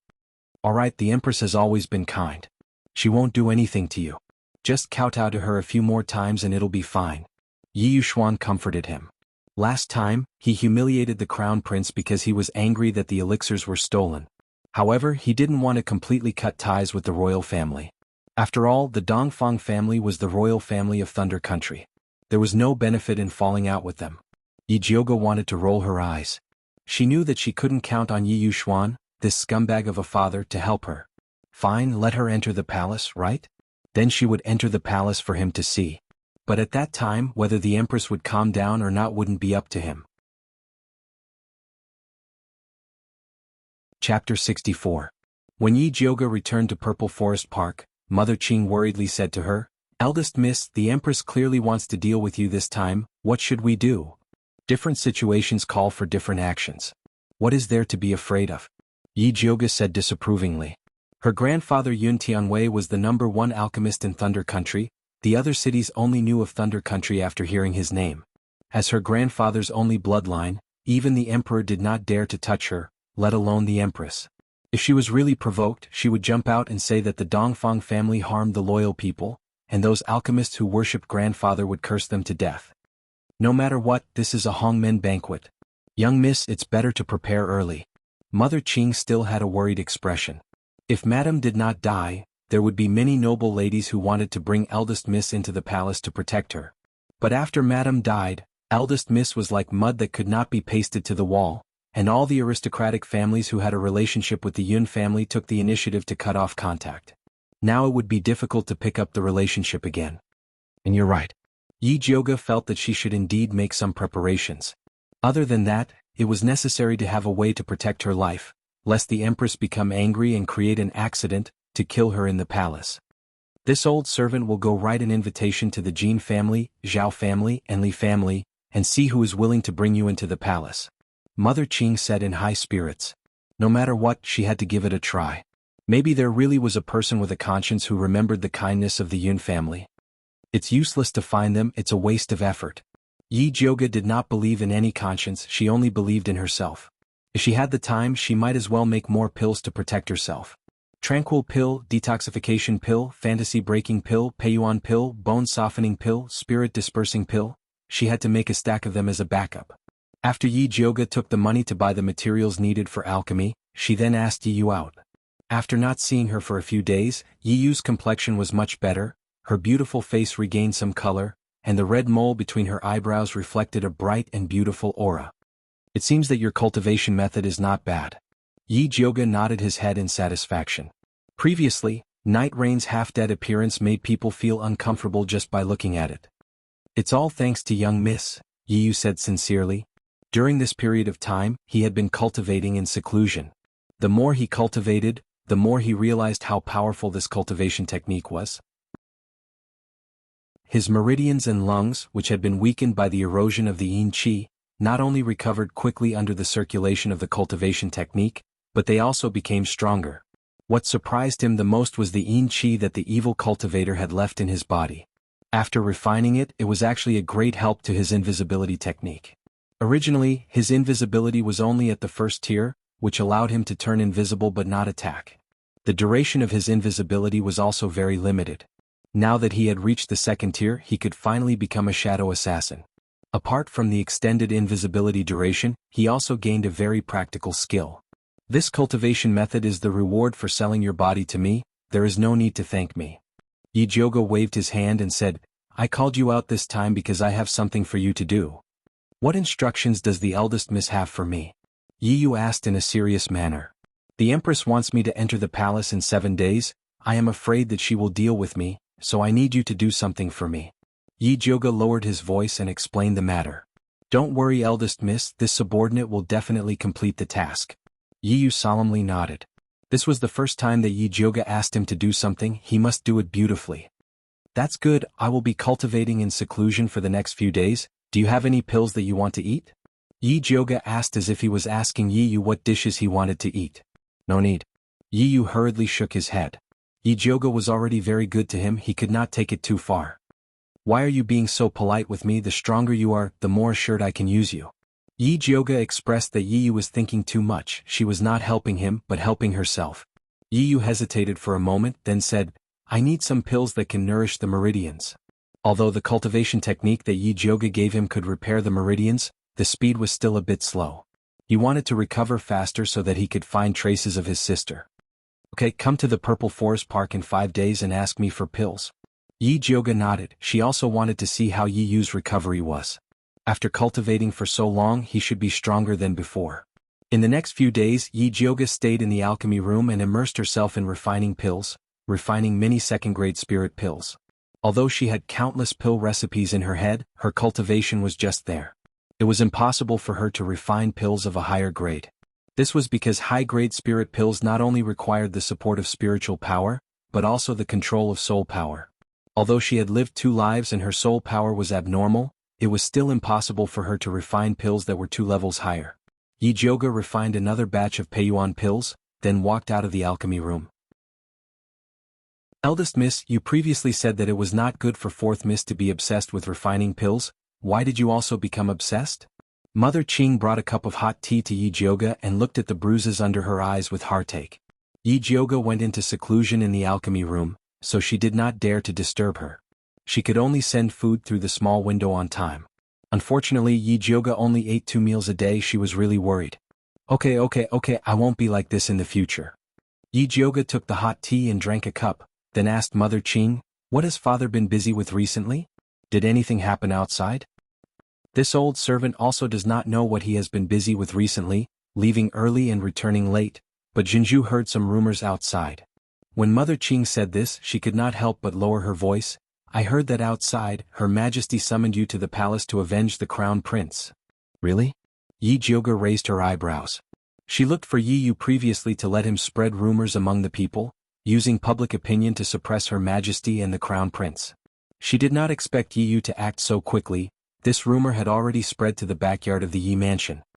It is absolutely true. This old servant also inquired about it in private. I heard that in addition to the rumors in the streets, many backyards of officials are also secretly spreading this matter. Mother Qing used to go out with Yin Jiaojiao to socialize, so she still had some connections, so it was not a problem to inquire about small matters. Even the backyards of officials were spreading it. This should not be Yi Yu's doing. Yi Jioge thought about it but could only think of Wan Ziang and Bai Songling. These 2 people were really loyal. It was not in vain to go through trials and tribulations together. Eldest miss, this old servant is relieved. If Her Majesty really dares to harm you, then the news that the crown prince wants to take revenge will be confirmed. The crown prince broke his promise, broke the engagement, and still has the face to take revenge. Bah. Mother Qing wanted to spit on the ground to show her disdain for the crown prince. When Madame was still alive, the crown prince was deeply in love with eldest miss, sending gifts every day. Even if eldest miss meridians were broken, he still showed that he did not care. As a result, when Madame died, he immediately cooled down and became intimate with Yi Shanshan, which was simply disgusting. Chapter 65. Mother Qing later give the servants a sealing order. No matter what the people outside say, our courtyard is not allowed to spread these words. Yi Jioge was sure that when Yi Yuxuan heard this news, he would definitely come to find trouble with her. She was not afraid, but she was afraid that the servants in the courtyard would be killed by Yi Yuxuan like chickens. Eldest Miss, rest assured, this old servant has already ordered. Mother Qing knew that no matter who spread this rumor, everyone would definitely blame it on Eldest Miss. At this critical moment, keeping silent was the wisest thing to do. Yi Jioge felt relieved to have an old fox like Mother Qing by her side. Eldest Miss, Jinju made some almond milk, do you want to eat some? Mother Qing felt that Yi Jioge was already so thin that she had to eat some. Then eat some. Although Yi Jioge was not hungry, she did not want to ignore Mother Qing's good intentions. Okay. Mother Qing was about to go out to find Jinju, but heard the frightened voice of the servants in the courtyard. This servant pays respect to the master. Then Yi Yuxuan angrily walked into the room. Daughter pays respect to father. Yi Jioge respectfully bowed to Yi Yuxuan and then said, Father, why do you have time to see me today? You still have the face to ask? Yi Yuxuan looked at Yi Jioge and said, Don't think that I know what good things you have done outside. Father, where did this come from? Yi Jioge was puzzled and said with grievance, This daughter has been in the courtyard concocting pills and did not go out. What good things can I do? Do you dare to say that you did not let people spread rumors that the Empress invited you to the palace to avenge the crown prince? Other than this dead girl, there could not be anyone else. What? The Empress invited me to the palace to avenge the crown prince. Yi Jioge covered her mouth in surprise and said like a frightened rabbit, Father, what should I do? How about saying that I am sick and cannot enter the palace? Pretend you are still pretending. Seeing Yi Jioge's pretentious appearance, Yi Yuxuan was so angry that his liver hurt. If this damned lass was really so cowardly, she wouldn't have slapped the crown prince 3 times on the street. Father, your daughter isn't pretending. Your daughter is truly afraid. If other people's daughters were to have their marriage annulled, they would probably hate the person who annulled the marriage. But our family is rushing to let others trample on our face. How can your daughter not be afraid? Yi Jioge revealed a mocking smile. What nonsense are you talking about? Could it be that being born in the Yi family has wronged you? Yi Yuxuan originally wanted to denounce him, but he was angered by Yi Jioge. That's right. If grandfather was still here, my daughter would have been born in the Yun family. Yi Yuxuan was just a son-in-law who married into the family. She should have been surnamed Yun. Yi Jioge's words stabbed right into Yi Yuxuan's heart. Yi Yuxuan was so angry that his face turned red. His eyes widened as he raised his hand to slap Yi Jioge. Master, please calm down. Mother Qing hurriedly knelt down and begged, Eldest Miss is still young, and her words are not pleasant to hear. Please spare her this time for the sake of the deceased madam. When Yi Yuxuan heard about the deceased madam, he stopped. However, his hand was still raised in the air, ready to fall at any time. This unfilial daughter's words were too unpleasant to hear. If she didn't tactfully beg for mercy, he would have to teach her a lesson. Eldest Miss, just apologize to master. Mother Qing turned around and begged Yi Jioge. During this period of time, Yi Yuxuan had treated Yi Jioge quite well. Mother Qing felt that there was still a chance for this father and daughter pair to reconcile. Unexpectedly, not only did Yi Jioge not admit her wrongs, she even raised her head and said to Yi Yuxuan, Beat me. If you have the ability, then beat me to death. Then I won't have to enter the palace to be trampled on. Yi Yuxuan was so angry that his body trembled. He really wanted to kill this unfilial daughter with a single palm. However, when he thought about how she was going to enter the palace in 2 days, he still didn't dare to make a move. Forget it, there will be plenty of opportunities to take care of this damn girl in the future. Yi Yuxuan fiercely glared at Yi Jioge, then turned around and walked towards the entrance of the courtyard. His face was so dark that it scared a group of servants. Mother Qing softly fell to the ground. She looked at Yi Jioge and cried, Eldest Miss, why are you doing this? No matter what, master is still your father. If you go against him like this, what good will it be in the future? Mother Qing, take those words back. I don't have this kind of father who can't distinguish right from wrong and wants me to die. Yi Jioge's face was filled with frost. Her voice was as cold as the ice on a 1,000-year-old snow mountain. She would never forget how he nodded without hesitation when Su Yufeng went to find him to discuss how to deal with her. He could even secretly exchange her mother's life-saving pill. This kind of despicable, shameless, and selfish scumbag was not worthy of being her father. Eldest Miss. Mother Qing's old face wrinkled into a ball. Tears flowed down uncontrollably. She felt that her eldest Miss's life was too bitter. Other families' daughters were doted on like treasures by their parents. But eldest miss, having a father was more difficult than not having a father. Alright, don't cry. Yi Jioga saw Mother Qing crying miserably and hurriedly changed the topic. Didn't you say that you would give me almond milk to drink? Why aren't you going? I'm hungry. This old servant will go now. Mother Qing immediately wiped away her tears and stood up. The master did not dote on the eldest miss. As servants, they had to put her in their hearts. Yi Jioga watched Mother Qing walk out of the house. She did not know if she was seeing things, but she noticed that Mother Qing's shadow suddenly distorted for a moment. However, it quickly returned to normal. Following that, the peony incense burner in the corner of the house let out a slight sound. It was as if someone had lightly knocked on it. Yi Jioga was startled. She immediately opened her spiritual eye and distanced herself from the corner of the house. Within the range of her spiritual eye, she saw a slender figure walking out from the corner of the house. Her figure slowly appeared. Her skin was whiter than snow. Between her eyebrows was a red mole. If it wasn't Yiyu, who could it be? Eldest miss. Yiyu smiled brightly at Yi Jioga, and there was a hint of pride in his gentle and pleasant voice. Previously, his invisibility technique was easily seen through by Yi Jioga. His heart was unconvinced. He always wanted to give her a shock. This time he finally did it. Did Mother Qing's shadow have anything to do with you? Yi Jioga thought about the sudden distortion of Mother Qing's shadow. And after I refined that yin qi, I have evolved into a shadow assassin. I am able to move stealthily in the shadows. Yiyu did not tell Yi Jioga that he had other skills. He was preparing to give her a surprise in the future. You brat, you are really powerful. Yi Jioga was truly happy. This way he would have an assassin as a helper. No, it is the cultivation technique that you gave me that is powerful. Yiyu said modestly. He originally thought that the Yi clan's cultivation technique was the assassin's grimoire. But after seeing the cultivation technique that Yi Jioga gave him, he realized that his family's cultivation technique was only at the entry level.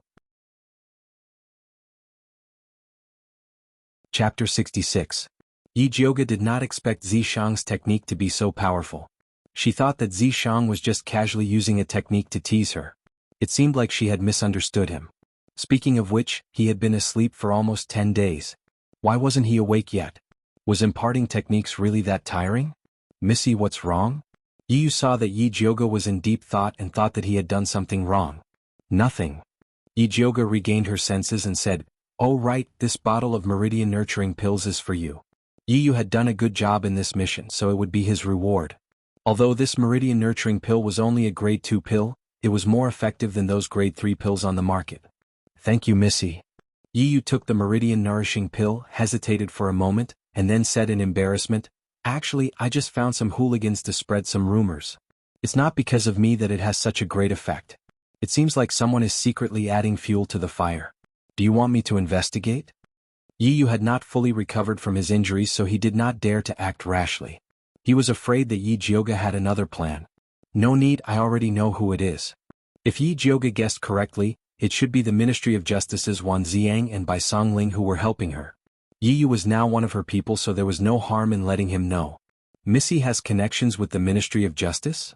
Yiyu felt a little awkward. He was an assassin, so he did not like to deal with the officials. And the two of them are not bad. I will introduce them to you if there is a chance. Yiyu didn't want to know anyone from the Ministry of Penalty, so he answered unenthusiastically. Then he asked carefully, "First miss, although there are rumors going around, the Empress may not take them to heart. Do you want me to accompany you to the palace?" It is not that easy to enter the palace. You should just cultivate and raise your strength. Yi Jioga patted Yiyu's sturdy shoulder.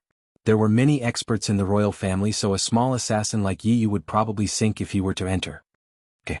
Yiyu felt his skin that was patted by Yi Jioga heat up. It was so hot that he could not help but blush. He was worried that Yi Jioga would notice something was wrong, so he turned and hid in the shadows. In the future. Yi Jioga wanted to encourage Yiyu, but she did not expect him to pat her. She opened her spiritual eye and observed carefully, only to realize that Yiyu had already disappeared. *CK, this brat really has a personality. What does he mean by leaving just like that? Yi Jioga didn't think that it was his perverted hands that scared them away. After muttering a few words, he took a few bottles of his specially refined spirit recovery pills and prepared to leave. Mother Qing just happened to come in with the almond milk. Seeing that Yi Jyoga was about to leave, she curiously asked, "Where is eldest miss going?" "I'm going to visit Lord Wan and Lord Bai. There were a lot of things going on at home before, so I didn't have the chance to visit. After all, they saved fourth sister, so we have to do something." Yi Jyoga picked up the milk and drank it in one gulp. "Eldest miss is right. Wan Darren and Bai Darren saved fourth miss, so they should come to thank you. Originally, this old servant had prepared the gift for you, but then the imperial decree suddenly came from the palace, so this old servant forgot." Mother Qing quickly took out the gift she had prepared. A box of 4 happiness pastries, a pot of peach blossom wine, and a pot of Longjing tea leaves before the rain. Although it wasn't anything valuable, it was evident that the owner had put in a lot of effort into it. Coupled with the spirit recovery pills that Yi Jyoga had refined, it was considered presentable. Given that Yi Rui's return was done in secret, Yi Jyoga didn't want to come and thank them with great fanfare, so she took a carriage to their mansion in a low-key manner. Bai Songling was very happy to see Yi Jyoga arrive. She said with a smile, "You came, you didn't need to bring gifts. It's not anything valuable." Yi Jyoga entered the house and didn't find Wan Ziang, so she asked, "Where's Brother Wan?" "I heard that there were a few murders in Heiyang County." He suspected that it was related to the Su family, so he rushed over to investigate a few days ago. Bai Songling invited Yi Jyoga to sit down and poured her a cup of hot tea. "I heard that Su Junqing has been very low-key recently. Even when Su Yufeng was sent to the ancestral temple, he didn't send anyone to plead for her." Yi Jyoga guessed that Su Junqing was afraid of being beaten, so he simply became a coward. This man was ruthless and flexible. He was indeed not easy to deal with. "Well, Master Su is about to come out of seclusion. He probably doesn't want anything to go wrong at this time. By the way, why did the Empress summon you to the palace?" Bai Songling asked. He was originally going to go to Heiyang with Wan Ziang, but he stayed after hearing about this. "What else could it be? She just wants to show me her strength and vent her anger," Yi Jyoga said indifferently. "The Empress is a very scheming woman. She does everything step by step. Back then, the imperial noble consort was in the limelight, but she could endure for so long. You must not underestimate her." Bai Songling saw Yi Jyoga's indifferent look and couldn't help but advise. "From what you said, is there an inside story about the imperial noble consort's death?" Yi Jyoga's eyes lit up and she asked in a low voice. She loved to listen to gossip. Wait, she remembered that the imperial noble consort's surname was Bai. Was it related to Bai Songling? No, it shouldn't be. The Bai family was a big family, and it was impossible for them to let their children come to the Ministry of Penalty to be a coroner. No matter how good they were, it would be a disgrace to the family. What inside story can there be? Don't make wild guesses lest you violate the taboo. Bai Songling lowered his eyes and said lightly. Although he had tried his best to hide the expression on his face, Yi Jyoga could still feel the waves in his heart. It seemed that he was a person with a story like Wan Ziang. But he obviously didn't want to tell her. Yi Jyoga could understand. After all, they hadn't known each other for a long time, and their friendship hadn't reached that point. Besides, she didn't dare to tell them about Yi Yu. Yi Jyoga smiled and didn't say more. Instead, he changed the topic. "I will enter the palace in 2 days. Brother Bai, do you have any good suggestions?" "It's not wrong to talk less and see more when you enter the palace. That day is also the day when Prince Dongling enters the palace to meet the Emperor. If the Empress really wants to harm you, you can find someone to ask Prince Dongling for help. He has always admired Master Yun's character and will definitely help you." Bai Songling wrote a name on the rice paper and handed it to Yi Jyoga, saying, "No matter what happens, you can go to Jinxiu Palace to find her." Yi Jyoga looked down at the paper Bai Songling handed her. The name of a palace maid was written on it, Hongxiu. She once again confirmed the guess in her heart. This Bai Songling must be related to the Bai family, otherwise he wouldn't have asked her to go to Prince Dongling for help. Chapter 67. Jyoga, you don't have to worry too much. This is just a complete plan. It might not be used. Bai Songling looked at Yi Jyoga calmly. "Then I'll thank you in advance, Brother Bai." Yi Jyoga put the note away with a smile. In any case, the fact that Bai Songling was willing to help her was a blessing. She was not a goddess who could make people sacrifice selflessly. Taking what they needed was the correct way to form an alliance. "You don't have to be so polite. If you need anything in the future, just come to me." Bai Songling admired Yi Jyoga from the bottom of her heart. Such a courageous, capable and charismatic woman was hard to find in the entire Thunder Country. "Alright, it's getting late. I'll take my leave first," Yi Jyoga said as he stood up. "Let me walk you out." Bai Songling also stood up. No, the carriage is just outside. I can go out by myself. Yi Jioge asked Bai Songling to stay and left the house. Not long after Yi Jioge left, a person suddenly appeared from behind the screen in the hall. It was Wan Ziang, who was supposed to be handling a case in Heyang. He was travel-worn, his eyes were bruised, and his face was unconcealable weariness. It was obvious that he had rushed back overnight. When did you come back? Bai Songling asked in surprise. When you told Jiu Gu to be careful of the Empress. Wan Ziang's expression wasn't very good. Other than exhaustion, there was a trace of imperceptible coldness. Are you blaming me for dragging her into this? Bai Songling and Wan Ziang had known each other for a long time, so she naturally knew what he was thinking at a glance. This is a battle between us and the Su family and the Dongfang family. Don't drag outsiders into this. Wan Ziang was indeed angry at Bai Songling's decision. Even if I don't pull her down, she's already in the water. Do you think the Crown Prince and the Empress will let her go, or do you think Yi Yuxuan will protect her? Bai Songling raised her eyebrows. He had pulled Yi Jioge into his camp not to make use of her, but to protect her. Wan Ziang was speechless. He knew that Bai Songling was right. However, the current situation in the Thunder Nation was extremely complicated. The Su family and the royal Dongfang family were only the forces on the surface. The forces in the dark were the truly terrifying ones. He had only touched a little bit, but he was already prepared to die a horrible death. That was why he didn't want Yi Jioge to get involved. Such a carefree and unrestrained girl should not have to suffer like this. Well, I'm just telling her to be careful of the Empress. I'm not asking her to do anything dangerous. You don't have to be nervous. Bai Songling smiled. In order to ease the tense atmosphere, he casually opened Yi Jioge's gift and said with a smile, "Let's see what Jioge brought us." A box of 4 happiness pastries, a pot of peach blossom wine, and a pot of Longjing tea leaves before the rain. Why are they all things that women like to eat? What pill is this? Bai Songling took out 2 small jade bottles from the gift box. The words, Grade 2 Spirit Recovery Pill, were written on the bottles. The words were written in bold strokes. It was Yi Jioge's notebook. There are only 3 pills in a bottle. This girl is too stingy. Bai Songling opened the jade pendant and glanced at it. Then she deliberately spoke in a disdainful tone. Give it to me. Wan Ziang had rushed back through the night and had consumed a lot of his spiritual power. It was just the right time for him to try a spirit recovery pill. Here. Bai Songling generously handed the 2 bottles of pills to Wan Ziang. As far as he knew, Yi Jioge was only a grade 2 alchemist. The pills that he refined shouldn't be that good. Unexpectedly, after Wan Ziang ate 1 pill, his expression changed slightly. Then he silently put away the 2 jade bottles. How is it? Doesn't it feel like eating jelly beans? Bai Songling asked with a smile. Spirit recovery pills were pills that were used to replenish spiritual power. They were not easy to refine. Even for a grade 3 alchemist, it was already very good to refine 3 out of 10 bottles.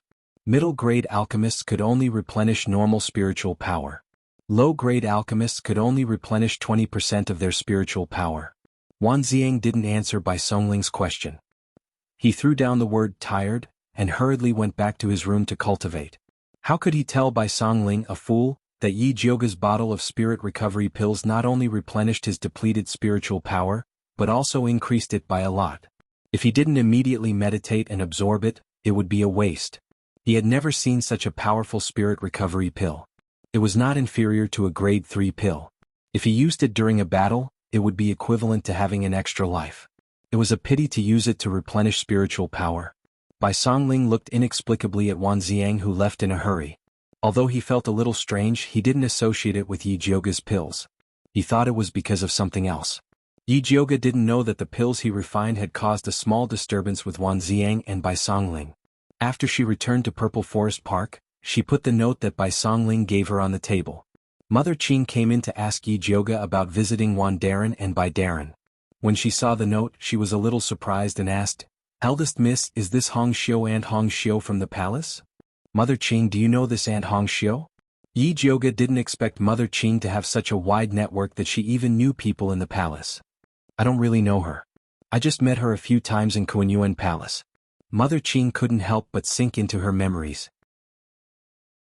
Thinking back to when old Master Yun Tianwei was still in Shangjing, Madame, who had already found a son-in-law, was the most popular person in Shangjing. Not only did the aristocratic ladies want to be on good terms with her, but even the concubines in the palace were no exception. At that time, the imperial noble consort often invited Madame into the palace, and Mother Qing often accompanied her. She remembered the imperial noble consort's chief palace maid Hong Xiu the most. Because Hong Xiu was already a martial practitioner at a young age, Mother Qing, who was still in the body refining stage, admired her very much, so she had an impression of her. Speaking of which, the imperial noble consort also wanted to have a child marriage with Madame. Unfortunately, she was never pregnant, so the Empress got ahead of her. Mother Qing said while wringing her hands. She looked as if she had been engaged to the imperial noble consort, eldest miss would not have been abandoned by the crown prince. A cripple and an ugly woman, that's a good match. Yi Jiuge laughed, but in her heart she didn't care. How could a person like Dongfang Ke like her, a useless and ugly woman? She was afraid that if she fell out with him, she wouldn't be much better than the crown prince. Eldest miss, how can you belittle yourself? Mother Qing didn't like eldest miss's self-deprecating appearance. In her heart, eldest miss would always be the best. No man in the world could be worthy of her, not even a prince. Yi Jiuge didn't comment on Mother Qing's blind confidence. Instead, she began to think about whether or not she should meet this Aunt Hong Xiu after entering the palace. Yi Jiuge's current enemies, other than Yi Yuxuan and the others, were the Su family and the Dongfang family. This was because these people were inextricably linked to her grandfather's disappearance. It would be difficult for her to bring them down by herself, so she needed to find help. Dongfang Ke was a good candidate. Chapter 68. However, even though Dongfang Ke was not bad, Yi Jiuge was still somewhat worried. There had always been rumors in the capital that Dongfang Ke had lost the will to fight for the throne because of his leg injury. Now it looked like he was hiding his strength and biding his time, pretending to be a pig to eat the tiger. This kind of scheming, ruthless character who was good at patience was not easy to figure out. She didn't want to chase away the wolf in front, only to have a big tiger behind her. Forget it, I'll just enter the palace and take a look at the situation. After Yi Jiuge burned by Songling's note, he locked himself in the alchemy room and continued to struggle. On the day of entering the palace, Mother Qing woke Yi Jiuge up early. After washing up, she carefully wiped her face and hands with balm. Then she carefully combed her hair into a snake-shaped bun and inserted a red plum blossom with gold thread into the bun. It was exquisite yet dignified. She was dressed in a bamboo-colored pleated dress with scattered flowers. It was delicate and fresh but not too plain. Originally, Mother Qing wanted to apply makeup on Yi Jiuge, but she was rejected. This black scar is my mark. If you cover it up, maybe they won't let me enter the palace, Yi Jiuge said half-jokingly. Anyway, even if she dressed up as a fairy, the Empress would not take a second look, so why waste her effort? All right. In Mother Qing's heart, even if eldest miss had a scar on her face, she would still be beautiful and moving. The carriage from the palace was already waiting outside, but it wasn't Eunuch Fu who came to pick them up. Instead, it was an old nanny with a solemn expression, looking as if her parents had died. She stood upright on the carriage, looking like a difficult person to deal with. Mother Qing went up to the old woman with a smiling face and stuffed a purse into her purse, but she was coldly pushed back by the old woman. She looked like she was not affected by anything. Yi Jiuge didn't have a good attitude towards this kind of person who didn't want face. He pulled Mama Qing to the carriage in the palace and sat down. The carriage of the Yi residents followed behind in case of emergency.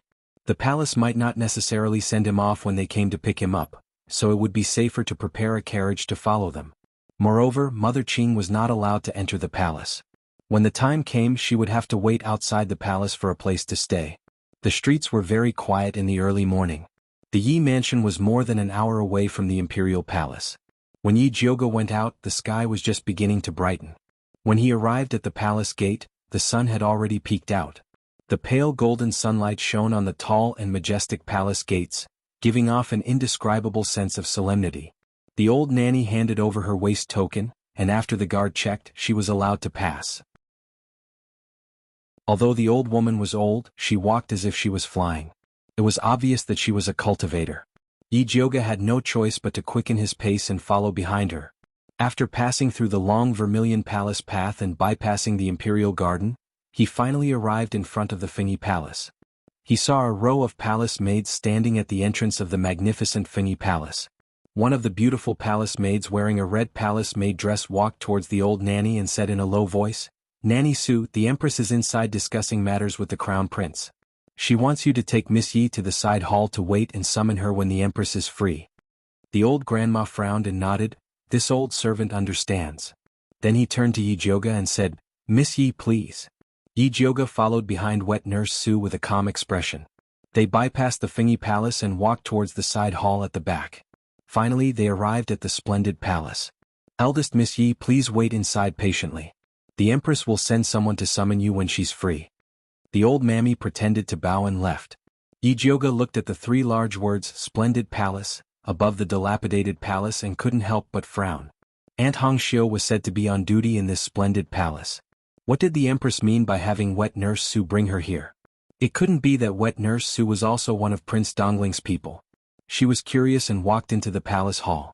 Although the outside of the palace hall was covered in dust, the inside was very clean. It could be seen that it was frequently cleaned. The light golden duobao gauge indicated that the palace hall used to have a glorious past. Yi-Jyoga was about to walk towards the inner palace hall. Suddenly there was a stifled gasp from inside. Who's inside? Yi-Jyoga raised her voice and shouted, but no one responded. She immediately felt that something was wrong. Just as she was about to turn and leave, she heard a creaking sound behind her. The palace doors were instantly tightly shut. Yi-Jyoga hurried to the palace doors and fiercely kicked them, but found that they didn't budge at all. It was obvious that the doors were stuck from the outside. Damn it, he wouldn't set fire to the palace like last time, right? Her thunderfire needle hadn't recovered yet, and Deceased was still in a deep sleep. If he did it again she would definitely die. Yi-Jyoga quickly walked towards the inner palace hall. Since there was still someone here, she might be able to get some information from him. The doors of the inner palace were also tightly shut. Yi-Jyoga forcefully pushed the doors open, only to see a black shadow pounce on her like lightning and fiercely push her to the ground. Yi-Jyoga raised her foot to kick, but was firmly pressed down by the person who came, and her neck instantly fell into the other party's iron pincer-like palm. Yi-Jyoga was about to use her spiritual power to make a move, but when she took a closer look at the man lying on top of her, she couldn't help but stop. The man had a peerlessly handsome face, and his eyebrows were extremely exquisite and beautiful. His skin, which was like a 1,000-year-old snow mountain, was flushed and his deep eyes were filled with fire. It was actually Prince Dongling. That fiery body and fiery aura all showed that this noble Prince Dongling had been poisoned by an aphrodisiac, and was currently madly searching for a woman to use as an antidote. Prince Dongling, please open your eyes and clearly see who you're pouncing on, Yi-Jyoga said with difficulty. Also, please move the Rui Jingu Bang a little. Stabbing her leg was very uncomfortable. Dongfang K's bloodshot eyes stared closely at Yi-Jyoga, a trace of confusion appearing in his eyes. Just when Yi-Jyoga thought that Dongfang K had already recognized her and was about to shake hands and make peace, she saw him suddenly lower his head and fiercely bite down on her lips. Yi-Jyoga was greatly shocked and she suddenly turned her head. Dongfang K's soft and fiery lips were branded on her face, and they even slid down her cheeks. Holy shit! Just how potent was this aphrodisiac? It could actually make Prince Dongling, who was known as Shangjing's most aloof man, lose control to this extent, and even an ugly woman like her was enjoying it. Although the feeling of a beautiful man throwing himself into her arms was very good, Yi-Jyoga did not have the fortune to enjoy it. Even if she used her toes to think, she knew that Prince Dongling being here was definitely a trap set up by the Empress. Perhaps the adultery-catching team was already on the way, and they were just waiting to come in and enjoy the live erotic palace. Yi-Jyoga did not want to perform for others to see, but Dongfang K's hands were pressing her down tightly, and his long legs were stuck on either side of her thighs, causing her entire body to hurt. Men who were in the throes of passion did not have any rationality to speak of. Yi-Jyoga was afraid that her actions would provoke Dongfang K, so she could only patiently allow him to touch and bite her body, as if she was at his mercy. Just as Dongfang K released Yi-Jyoga's hands and was about to tear off her clothes and force himself on her, the thunderfire needle in Yi-Jyoga's hand suddenly exploded, and with lightning speed, it fiercely stabbed towards the back of his ear. Chapter 69. Yi-Jyoga's thunderfire needle carried purple spiritual energy as it viciously stabbed into the Feng-Chi point behind Dongfang K's ear. The Feng-Chi point was a major point in the human body and could clear the mind. Of course, it was also very painful. Dongfang K's face paled from the pain, but he instantly recovered a trace of clarity. Yi-Jyoga took the opportunity to push him away, then took out several clear heart pills from her pocket and stuffed them into his mouth. Although it was not an aphrodisiac, it was enough to keep him calm. Why are you here? Dongfang Ke recovered his divine sense and was shocked to see Yi Jioge. He lowered his head and saw that his hand was still on her messy clothes. He quickly put it away. There's no time to explain. We should hurry and leave this place. It'll be too late if we're late. Yi Jioge hastily adjusted her clothes, stood up, and quickly walked towards the window of the inner palace. Dongfang Ke also subconsciously followed her to the window. Seeing that she was using all her strength to knock on the window, he frowned and said, "This window is sealed from the outside." Just as he finished speaking, he heard a flurry of footsteps outside the door. Needless to say, the adultery-catching team had arrived. Yi Jioge looked down at her messy clothes, then at Dongfang Ke's cold yet flushed handsome face. She began to think about the possibility that the two of them were drinking tea and chatting in the inner palace. Hide here first. Dongfang Ke also realized something. A trace of viciousness flashed across his gloomy handsome face. He immediately opened an old cabinet in the corner of the inner palace. Yi Jioge did not have time to think and hurriedly crawled into the cabinet. Just as the cabinet door was closed, a loud bang came from outside the great hall, followed by a eunuch's shrill voice. "Young Miss Yi, why did you close the door?" "Your Highness Prince Dongling, why are you here?" Following that was the sound of people kneeling on the ground. Scram. Dongfang Ke's cold and murderous words caused the great hall to freeze. Yi Jioge could imagine that his peerlessly handsome face was covered in a layer of terrifying frost. This bastard looked thin, but he was actually very strong. Her thighs were bruised from the way he had clamped them. No, wasn't he crippled? How could he still be so lively as to pounce on her? *CK. This Dongfang Ke, who was pretending to be a pig to eat a tiger, had already reached the level of a best actor. He was so good at pretending to be crippled. At this time, another group of people came in from outside the hall. Nanny Su's voice sounded in fear and trepidation. "Your Majesty, I saw Miss Yi walk into Jinxiu Palace with my own eyes." "Is that so? Where is that person now?" A dignified, elegant, and emotionless voice rang out. This. The old nanny stammered a few times and then went silent. The master and servant were echoing each other, and it was obvious that they were purposely saying it for Dongfang Ke to hear. Unfortunately, Dongfang Ke did not respond. The Empress was not embarrassed. She said, "Miss Yi is a distinguished guest invited by me. She can't be lost. Look for her and see where she has gone." "Yes." Nanny Su responded loudly and spread out with her servants. It seemed that they were going to turn over the Jinxiu Palace. It was probably Dongfang Ke who had made his move, as several eunuchs and palace maids let out miserable cries. "Seventh brother, what's the meaning of this?" The Crown Prince's angry voice rang out. "You left in a hurry in the hall just now. I thought you were unable to take it. I didn't think that you were actually here to meet Yi Jioge. Although my engagement with Yi Jioge has already been annulled, she is still your ex-sister-in-law. How can you face me like this?" Yi Jioge hid in the cabinet and almost laughed at the Crown Prince's shamelessness. Ex-sister-in-law? He really had the cheek to say that. "Crown Prince, there's no need to be agitated. Even if it's true that Prince Dongling and Yi Jioge are meeting in secret, it's not certain who's seducing who," the Empress said indifferently. When Yi Jioge heard this, she immediately understood. It seemed that this trap was aimed at her. Even if Dongfang Ke pretended to be a cripple, he was still the Emperor's most beloved son and the Bai family's only maternal grandson. She, a woman who shamelessly tried to seduce him, would definitely become the laughingstock of the entire capital. As long as the Empress framed Prince Dongling's love medicine on her, her reputation would be tarnished. This move was truly ruthless. She would arouse the disdain of the people, and no one would help her get justice in the future.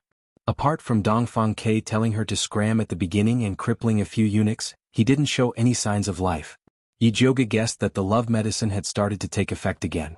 The pill she gave Dongfang Ke could only temporarily alleviate the effects of the medicine and not cure the root cause.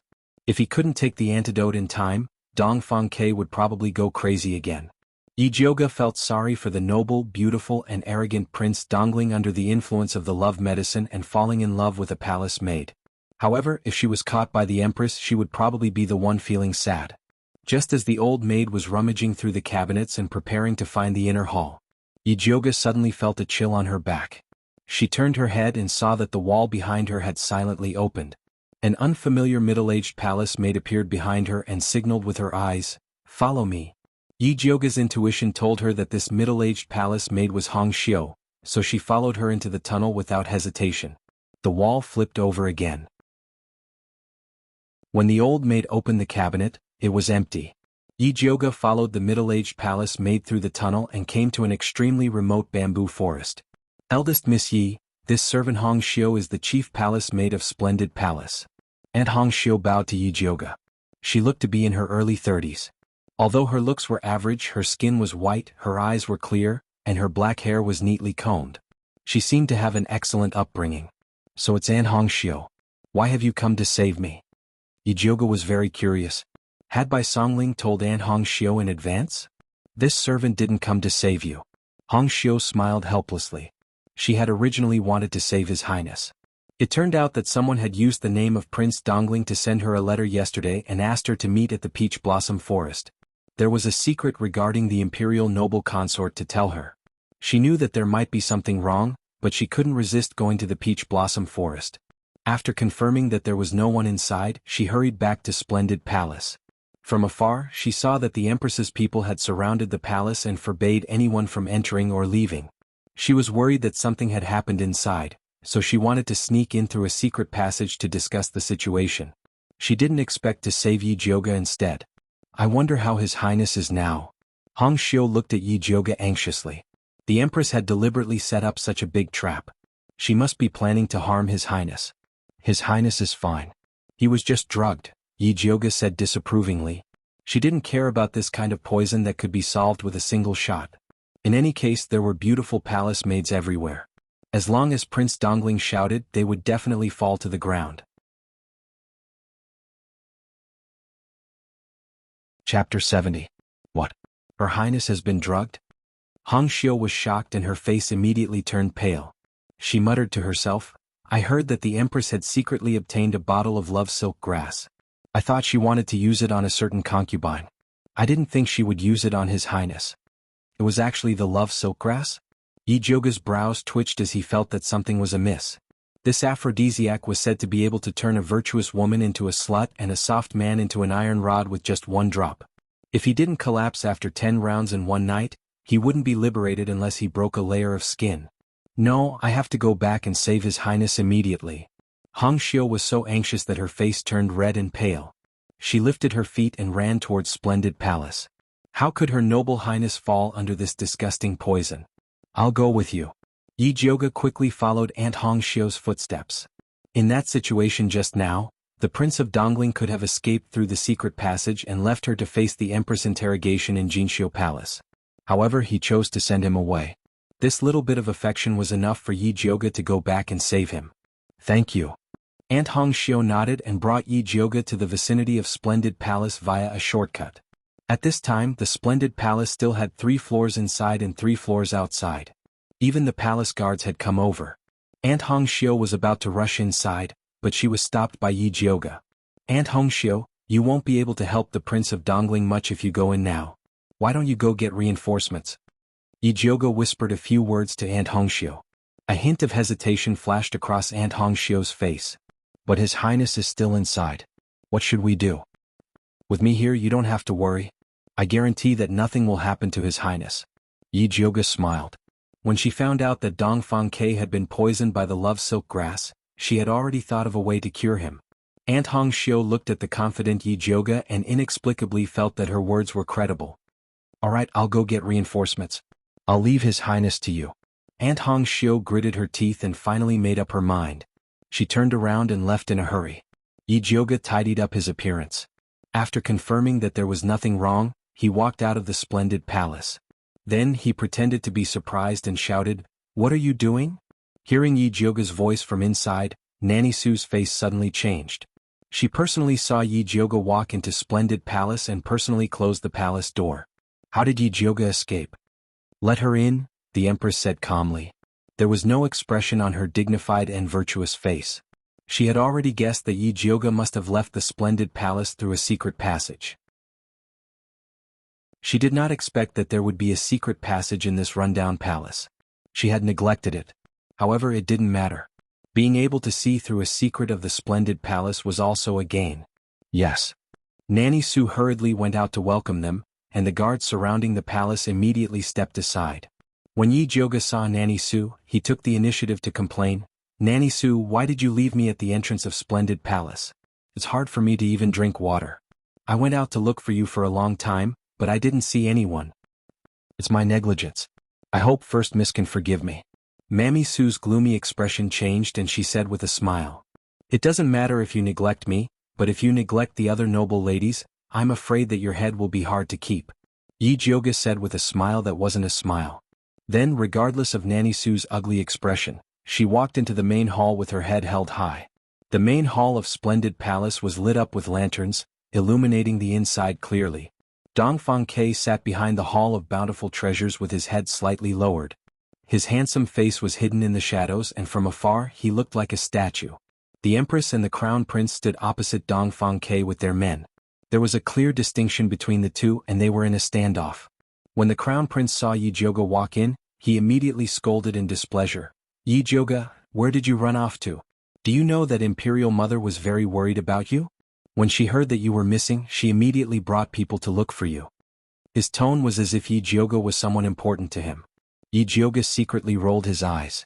Just as he was about to mock this shameless Crown Prince, the Empress opened her red lips and said, "Crown Prince, it's good that you found him. Don't talk so much." "Yes."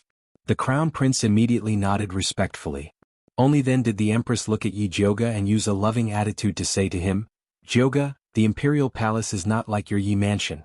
In the future, be careful when you enter the palace and don't casually walk around. Otherwise, if something happens, it'll be hard to explain." "Your Majesty is right. Jioga knows her wrongs." After Yi Jioga admitted her wrongs very honestly, she acted as if she had just noticed Dongfang Quebec. She said in surprise, "Hey, what's wrong with His Highness, the Prince of Dongling? Why is his face so red? Could he have been poisoned?" With that, she quickly walked towards Dongfang Quebec. When Dongfang Ke saw her walk over, he raised his head slightly, revealing a pair of black, bloodshot eyes. There was a turbulent undercurrent in them. Clearly he had reached the limit of his endurance. Yi Jioga was shocked by his gaze. She hurriedly controlled the thunderfire needles and pierced them into a few major acupuncture points on his body.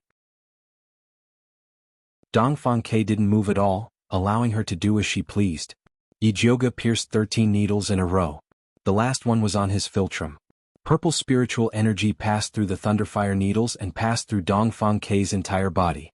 Dongfang Ke's pupils contracted, and a drop of light green blood seeped out of his white skin. That drop of blood was extremely viscous, like a green crystal. It exuded an incredibly sweet fragrance. Just smelling it, Yi Jioga felt her entire body heat up and her blood vessels surge. She couldn't help but sigh inwardly. This love silk grass was indeed the most potent medicine in the palace. Just smelling it was already so potent. It was hard to imagine how Dongfang Ke, who had been poisoned, would feel. To be honest, he was even more impressive than the Teenage Mutant Ninja Turtles for being able to endure until now. When the Empress saw Yi Jioga help Dongfang Ke expel the poison, she couldn't help but raise her brows. Didn't they say that this damn girl was a good-for-nothing? How could she know acupuncture? And looking at her technique, it was even better than the old imperial physicians in the palace. She could even force out the love silk grass. But this time Yi Jioga had been too clever for her own good. By helping Dongfang Ke expel the poison, she wasn't saving him, but harming him. The Crown Prince didn't know what the Empress was planning. He thought that Yi Jioga had really saved Dongfang Quebec. He immediately shouted in exasperation, "Yi Jioga, what are you doing? Is your Highness blind? Can't you see that I'm helping His Highness cure the poison?" Yi Jioga laughed coldly. Unexpectedly, as soon as she finished speaking, Dongfang Ke's face suddenly became incomparably pale. He opened his mouth and spat out a mouthful of blood. Then his eyelids drooped and he fell limply to the ground. His breathing became extremely weak and he looked like he was on the brink of death. Yi Jioga jumped in fright and quickly reached out to take Dongfang Ke's pulse. She confirmed that her method of removing the love silk grass was not wrong. There must be another reason why Dongfang Ke's condition had worsened. She had to find the reason as soon as possible. Otherwise, both she and Dongfang Ke would be finished. Chapter 71. As Yi Jioga took Dongfang Ke's pulse, she opened her spiritual eye to inspect his body. She saw that his organs were all black, and only his heart meridian had a ball of golden light protecting his heart. His pulse was also very strange, sometimes fast and sometimes slow. His liver, spleen and kidneys were almost undetectable. This was clearly a sign of being poisoned. And looking at the condition of his body, it was a strange demonic poison that was even harder to deal with than the soul detachment demonic poison that Yi Yu had. Previously she thought that Dongfang Ke was pretending to be crippled, but he was actually crippled. It was just that the love silk grass had temporarily suppressed the demonic poison in his body, allowing him to attack her. Now that she had forced the love silk grass out, the demonic poison that was out of control immediately rebounded and quickly invaded Dongfang Ke's organs. If she did not quickly think of a solution, Dongfang Ke would probably die from the poison. Yi Jioge broke out in cold sweat, and could not help but raise her head to look at the Empress. She could only see her red lipstick curling up slightly, revealing a pleased smile. Her eyes, which were similar to the Crown Prince's, flashed with a malicious light. Obviously all of this was planned by her. Yi Jioge could not help but grit her teeth. This Empress was truly scheming and ruthless, setting up a trap that was interconnected. If Dongfang Ke really treated her as the antidote, the moment the love silk grass was removed, he would die on her body. At that time, not only would she not be able to avenge herself, she would also bear the crime of killing Dongfang Quebec. No matter how famous her grandfather was, he would not be able to protect her, a murderer. Yi Jioge was not someone who would resign herself to fate. In this situation she had to fight for a chance of survival. She still had the 1,000-year snow lotus pill that she got from Yi Yuxuan. If not, she still had the heart of the Tree of God.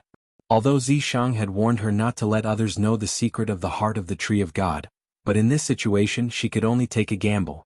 Yi Jioge seemed to be thinking a lot, but it was all in the blink of an eye. After she made her decision, she leaped onto Dongfang Ke's body and shouted in panic, "Your Highness, what's wrong? Quickly wake up." She used her body as a shield and stuffed the 1,000-year snow lotus pill into Dongfang Ke's mouth. She then secretly stabbed the thunder fire needle into her own finger and chanted the heart of the Tree of God before stabbing it into Dongfang Ke's body. After that strand of life energy entered Dongfang Ke's body. His body shook violently and he spat out a mouthful of black blood. The Empress had been watching Yi Jioge's actions with the attitude of a cat toying with a mouse. In her heart, Dongfang Ke was already a dead man. As long as she could capture Yi Jioge, the murderer, she would be able to help Dongfang Ke collect his corpse. She didn't expect that the dead Dongfang Ke would suddenly come back to life. The Crown Prince's eyes widened as he shouted at the guards, "Men, arrest Yi Jioge, the murderer." He had waited so long for the day that Dongfang Ke breathed his last. How could he let Yi Jioge spoil his plans? After the Empress came to her senses, she immediately ordered Nanny Su, "Arrest Yi Jioge." Yes. Nanny Su immediately turned around and rushed to Yi Jioge. Her right hand formed a claw, and her fingertips glowed with a dark red light. Like a ferocious tiger, she clawed at Yi Jioge's back. If Yi Jioge hadn't dodged, his heart would have been dug out by Senior Nurse Su. Yi Jioge had no choice but to withdraw the heart of the sacred tree. He turned around and exchanged a palm strike with Nanny Su. There was a loud bang. Purple and red light flew in all directions. Yi Jioge staggered back 3 steps. She felt her right hand go numb and painful. A cold evil energy flowed through her palm and into her body. This feeling was similar to that of the heretic cultivator in the basement. Yi Jioge looked up at Nanny Su in shock. He didn't think that this old woman was also a heretic cultivator, and she was even more powerful than that heretic cultivator. "Jioge, I advise you to obediently surrender. Even though you harmed 7th brother, you only wanted to save him. If Imperial Father blames you, I will definitely put in a good word for you in front of him. Imperial Father might even spare your life for Great Master Yun's sake." The Crown Prince saw that victory was in his grasp, so he pretended to persuade him. Yi Jioge didn't say anything and silently raised his middle finger at him. Even though the Crown Prince didn't understand the meaning of this gesture, he still understood that Yi Jioge was looking down on him. He was so angry that his face immediately turned red. This bitch, Yi Jioge, still dared to put on a brave front even when death was at hand.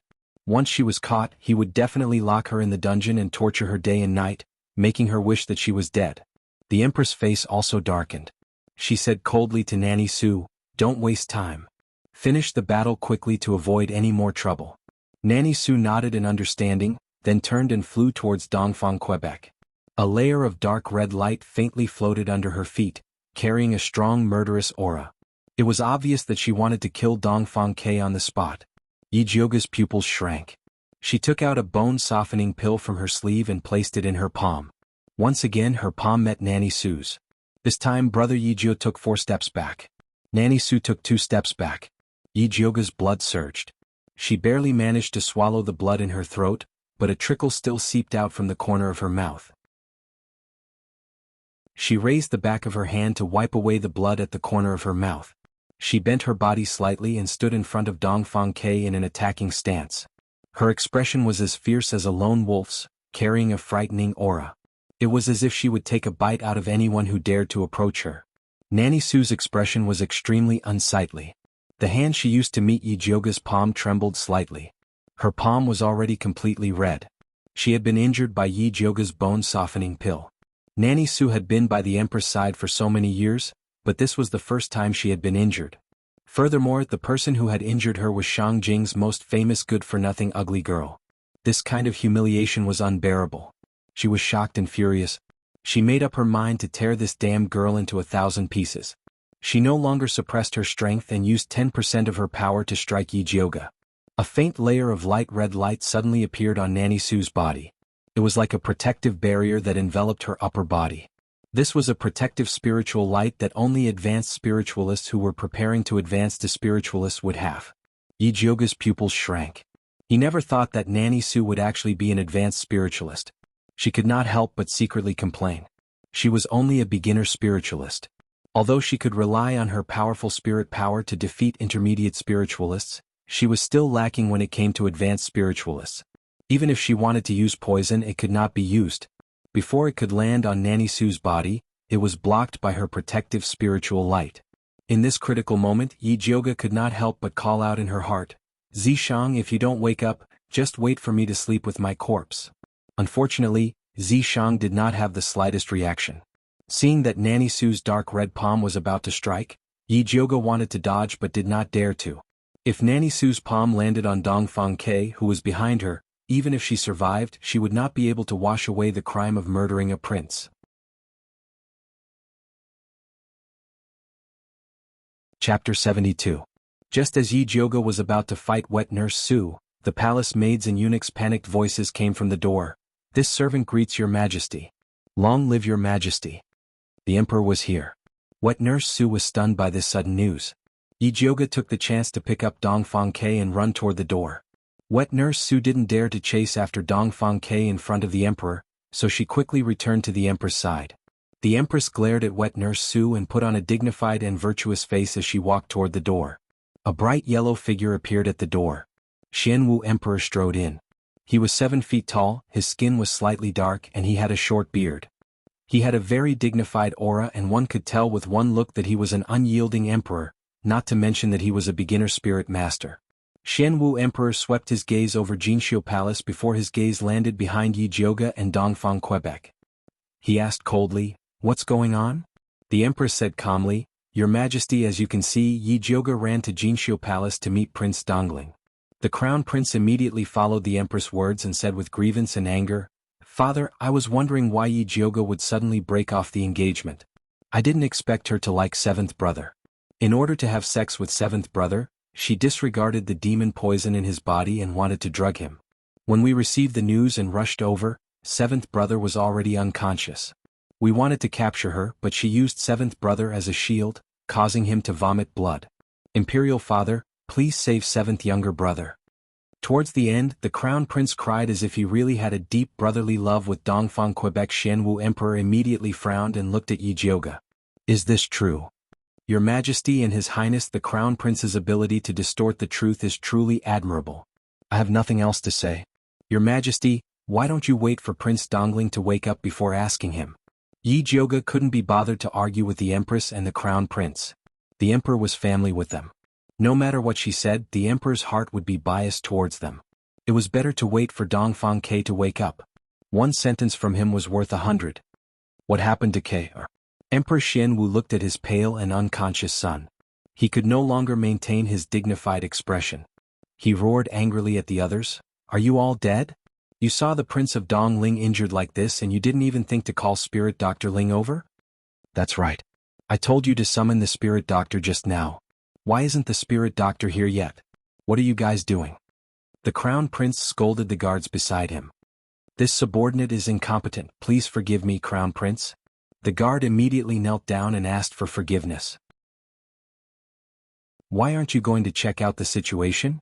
The crown prince kicked the guard and said anxiously, "Even if you have to carry him, you have to bring the spiritual doctor over." Yijioga glanced at the crown prince's clumsy acting skills and extended his hand to check Dongfang K's pulse. The Thousand Mountain Snow Lotus elixir had not been fed to him for nothing. The demonic poison in Dongfang K's body had already stabilized, and the golden light at his heart meridian had also rapidly recovered, forcing the demonic poison back to the meridians in his legs. "Jioga also knows how to take a pulse?" Emperor Xian asked curiously. The last time he saw Yi Jioga was on the day Yun Tianwei went missing. Yi Yuxuan had brought him into the palace to ask for help. At that time Yi Jioga was around 7 or 8 years old. She looked thin and small without any spiritual energy. Later on, she had indeed grown into a good-for-nothing, so he didn't pay much attention to her. Now that he saw her today, he realized that this girl's aura was steady but not lacking in sharpness. She had the bearing of her grandfather Yun Tianwei. "Your Majesty, you really like to joke. Your servant's grandfather is the #1 spirit pill master in Thunder Country. No matter how good-for-nothing I am, I wouldn't dare to disgrace my grandfather's reputation." Yi Jioga's attitude towards Emperor Xianwu had always been respectful and calm. It was as if the person standing in front of her wasn't the Thunder Country's emperor, nor was it a spirit master with a higher cultivation than her, but just an ordinary elder. Emperor Xianwu was rather surprised. Even the crown prince would subconsciously lower his head when he saw him. He didn't expect that this little girl Yi Jioga would actually have such courage. As expected of the Yun family's bloodline, the crown prince was extremely dissatisfied. "Yi Jioga, how can you speak to the emperor like that? Use your mouth. What else?" Yi Jioga looked at the crown prince as if he was looking at an idiot. "You." The crown prince glared and was about to explode. "Crown prince." Emperor Xianwu frowned and looked at the crown prince unhappily. The crown prince immediately didn't dare to make a sound. Emperor Xianwu's expression relaxed and he asked Yi Jioga, "Then, can you diagnose what poison Prince Dongling is suffering from?" "Demon poison," Yi Jioga replied. "Who in Thunder Country doesn't know that seventh brother is suffering from demon poison?" The crown prince coldly laughed. "That's right. Everyone in Thunder Country knows that Prince Dongling is suffering from demon poison, but they don't know that this demon poison isn't from the demon race. It's made by adding spirit poison," Yi Jioga said calmly. The empress and the crown prince wanted to harm her. If she didn't retaliate, how could she repay their kindness? "Nonsense!" The crown prince cried out. "Crown prince, how do you know that I'm talking nonsense? Are you also a spirit doctor? Or do you also have a level 7 spirit pill master grandfather?" Yi Jioga looked at the crown prince mockingly. "Father invited so many spirit doctors to treat seventh brother. They all said that seventh brother is suffering from demon poison," the crown prince retorted. "No matter how outstanding those spirit doctors are, can they be more outstanding than my grandfather?" Yi Jioga looked at the crown prince with disdain. "Your grandfather Master Yun is outstanding, not you. Now that Master Yun isn't here, how can you be sure that seventh brother isn't suffering from demon poison?" The crown prince said. "Because the antidote pill I gave Prince Dongling can suppress the poison in his body. Everyone knows that antidote pills can only cure spirit poison, not demon poison. Prince Dongling's antidote pill is effective, which means that the poison in his body is spirit poison." Yi Jioga's expression was solemn and his words were reasonable. The crown prince couldn't retort. After all, he wasn't a spirit doctor. He couldn't say that he was the one who brought the demon poison back. When Emperor Xianwu heard Yi Jioga's words, a sharp light shot out of his eyes and he asked, "Then do you have a way to cure the poison in Prince Dongling's body?" "No," Yi Jioga said straightforwardly. The demon poison in Dongfang K's body was too powerful. She didn't have the confidence to cure it and she didn't want to take this trouble. "I thought you had some great ability, but it turns out you were just bragging." The crown prince wouldn't admit it. When he heard Yi Jioga say that he couldn't cure Dongfang K, his tense heart immediately relaxed. Emperor Xianwu knew that Yi Jioga couldn't cure the poison, but he wasn't disappointed. Even if Yi Jioga said that she could cure Dongfang K's poison, he wouldn't believe her. He didn't believe that Yi Jioga had this ability. Chapter 73. At this time, Spirit Dr. Zhang from the palace finally arrived. Spirit Dr. Zhang was about 50 years old. His temples were white and he was short and chubby. He looked like a good person. "Spirit Dr. Zhang, take a look at Prince Dongling," Emperor Xianwu immediately ordered. Yes.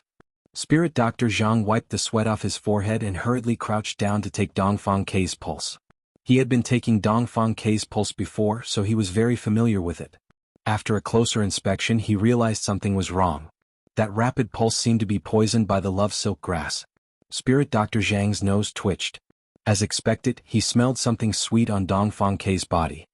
His heart skipped a beat and he couldn't help but glance at the Empress. The Empress's eyes drooped slightly. Her cold gaze made Spirit Dr. Zhang shudder. Spirit Dr. Zhang had been in the palace for a long time and knew that he couldn't participate in palace fights like this. Otherwise he might lose his head at any time. He retracted his thoughts and ignored the sweet scent. He continued to take Dongfang K's pulse and then said respectfully to the Emperor, Your Majesty, the Yao poison in Prince Dongling's body is fine. It's the same as before. Yi Jioga said that the antidote pill can only cure spirit poisons, not Yao poisons. The fact that Prince Dongling took the antidote pill means that the poison in his body contains spirit poisons. Is that true? Emperor Xianwu asked. This. Spirit Dr. Zhang broke out in a cold sweat. He didn't dare to answer a question like this. If he admitted Yi Jioga's words, then Dongfang K hadn't been injured by a Yao, but by a human. If this news got out, it would definitely cause an uproar in Thunder Country. At that time it would be hard to keep his head. What? Do you want Zhen to teach you how to speak? Emperor Xianwu's expression darkened. Your Majesty, please calm down. Spirit Dr. Zhang hurriedly knelt down and begged for forgiveness. Then he braced himself and said, This official has read about it in Great Master Yun's medical book but has never verified it. So, I don't dare to make a judgment on His Highness Prince Dongling. Emperor Xianwu was silent for a moment, then said coolly, Rise. Since it was written by Great Master Yun, then it can't be wrong.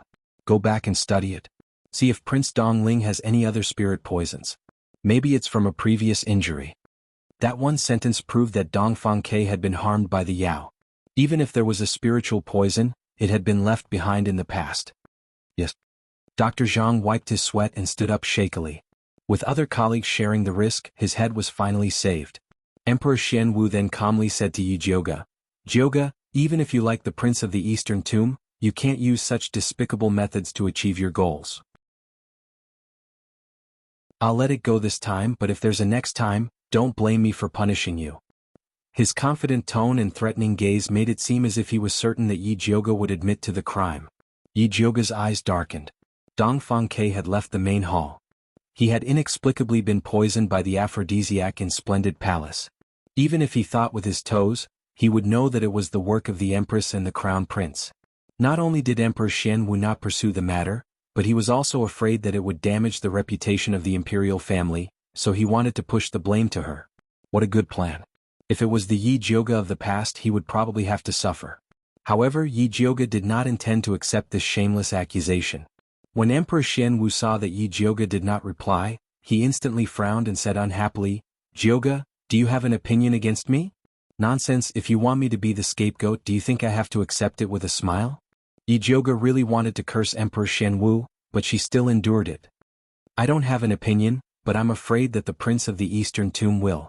Yi Jioga squatted down and injected another needle into Dongfang K's body.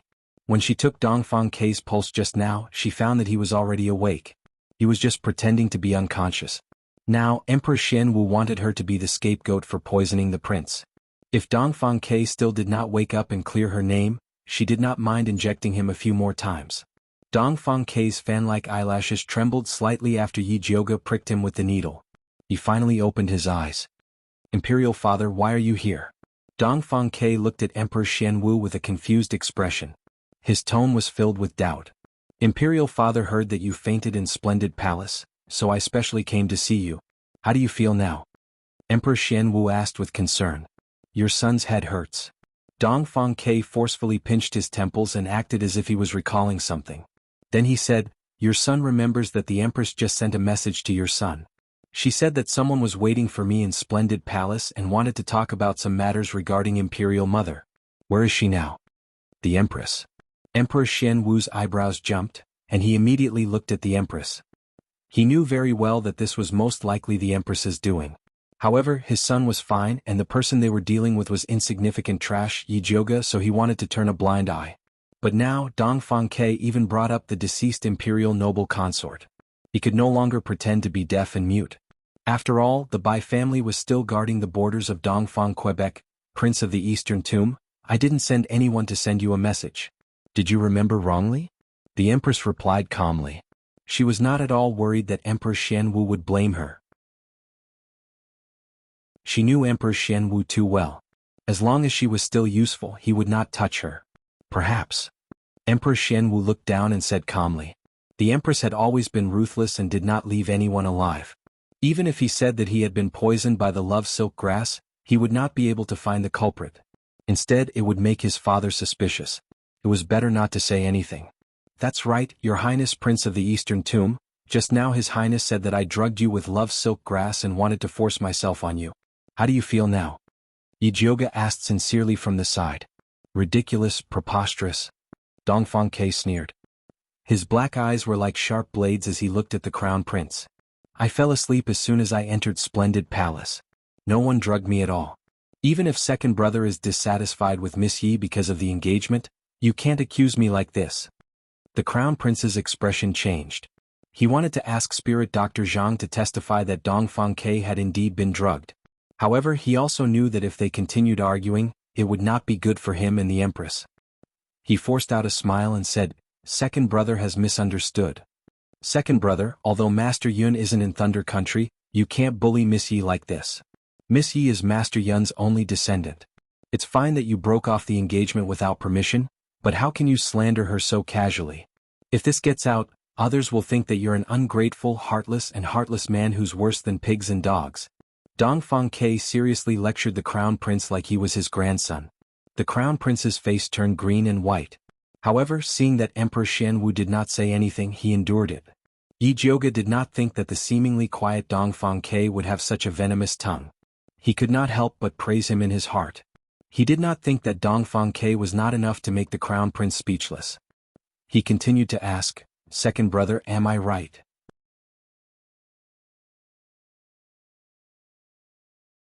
Chapter 74.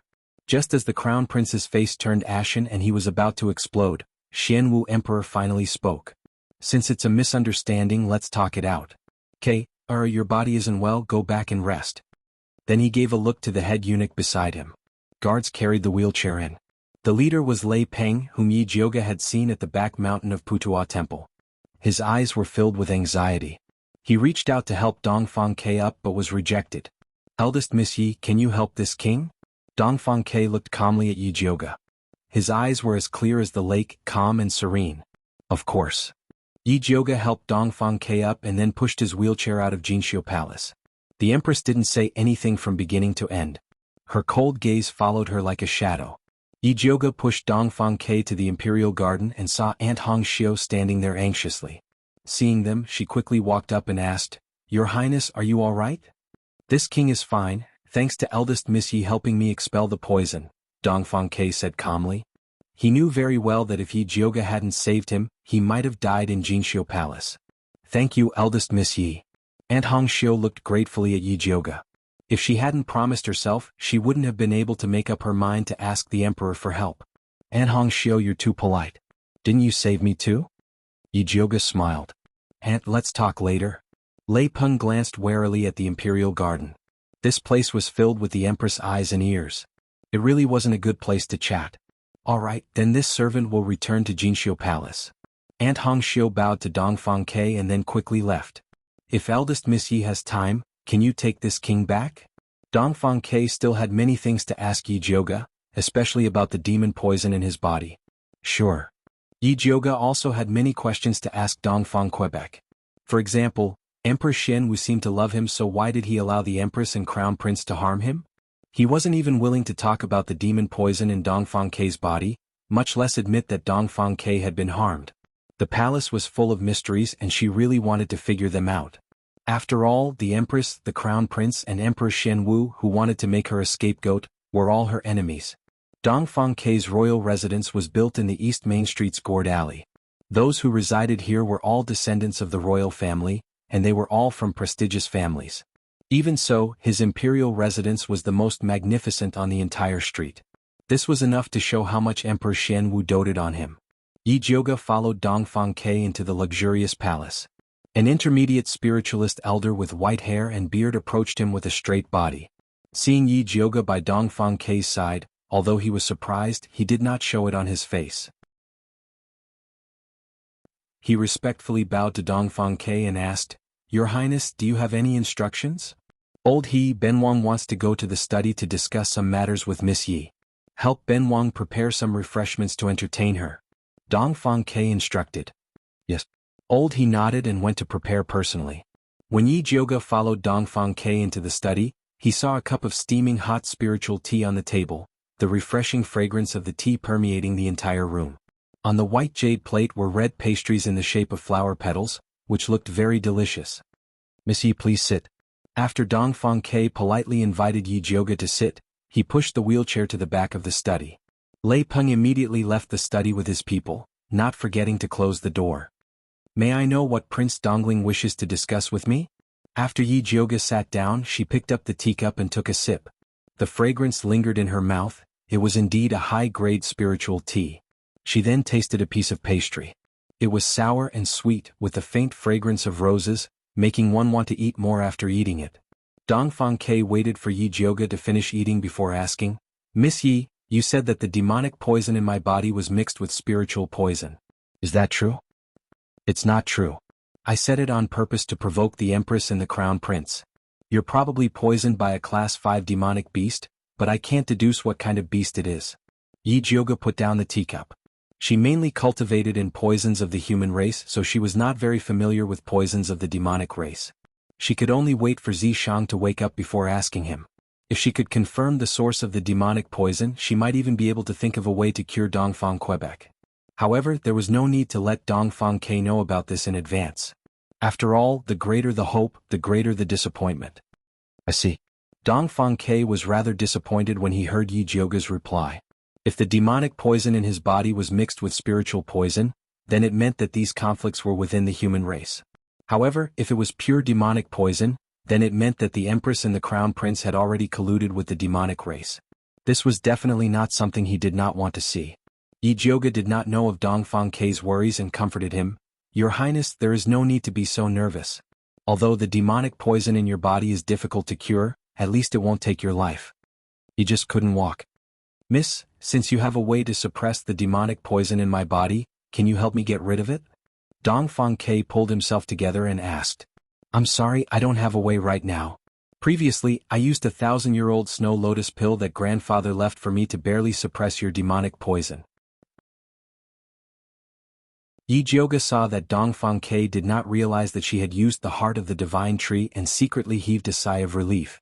"Rumor has it that you obtained the pills left behind by Grandmaster Yun in the 10,000 Zhang Abyss. Could this 1,000-year-old snow lotus pill be one of them?" A bright light flashed in Dongfang Kei's eyes. "Sorry, I can't tell you about that." Yi Jioge smiled slightly. Although she had gone through thick and thin with Dongfang Kei earlier, they were not familiar enough to talk about this matter. This prince was rash. Dongfang Kei did not ask any more questions. Instead, he talked about something that made him very conflicted. Just now in the splendid palace, this prince was poisoned by the love silk grass. "This prince has offended you." Before Dongfang Kei could finish speaking, Yi Jioge had already waved her hand indifferently and said, "It's fine. I know you were poisoned. I won't blame you. It was just being touched and pinched." He didn't kiss her on the lips or take off her clothes. It wasn't a big deal. Dongfang Kei's handsome face stiffened. His emotions were incomparably complicated. If it was any other woman who had been humiliated like this, they would have probably already shouted for him to take responsibility. He did not think that Yi Jioge would be so free and easy. It made him feel very uncomfortable. However, when he looked at his legs, he could not say the words that he wanted to take responsibility. He was currently a person with crippled legs. He really was not worthy of Yi Jioge. It was no wonder that she did not care. Yi Jioge did not know that Dongfang Kei had such a high evaluation of her. It was so high that he felt that he was not worthy of her. She thought that Dongfang Kei was depressed about being poisoned by the Empress. She could not help but say, "I have some questions in my heart that I have to ask. Please forgive me, Your Highness."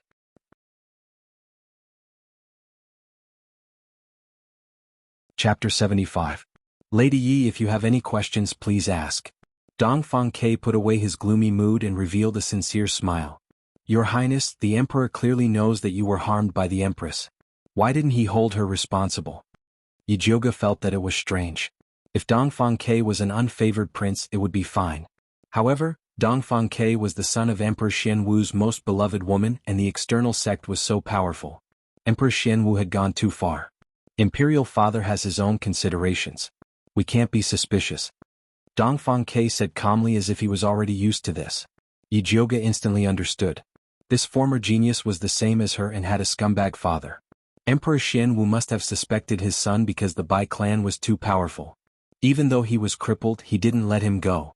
As expected, the imperial family was the most heartless. Dongfang Ke didn't want to talk about this anymore, so he said, Lady Yi, I can't repay you for saving my life. I hope you like this gift. Then, in front of Yijioga, he took out a small red embroidered box from a secret compartment in the study and handed it to her. Open it. Yijioga opened it and was shocked to find that inside the embroidered box was a 3-inch-long silver snake. However, when she looked closely, she realized that the silver snake wasn't alive.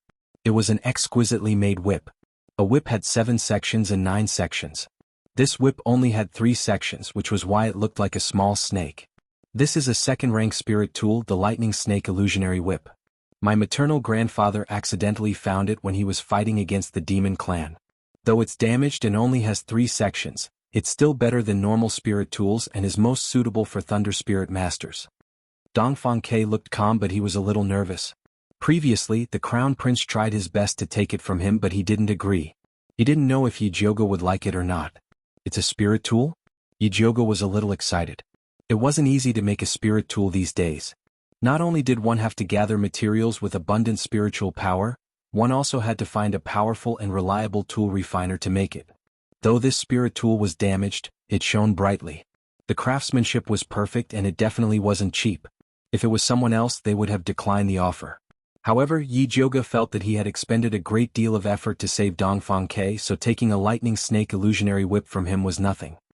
He smiled and said, Since the Prince of Dongling is so kind, it would be impolite of me to refuse. Dongfang Ke couldn't help but smile. He liked Yijioga's straightforward personality. Just as Yijioga put away the brocade box, Lei Peng's respectful voice came from outside the door.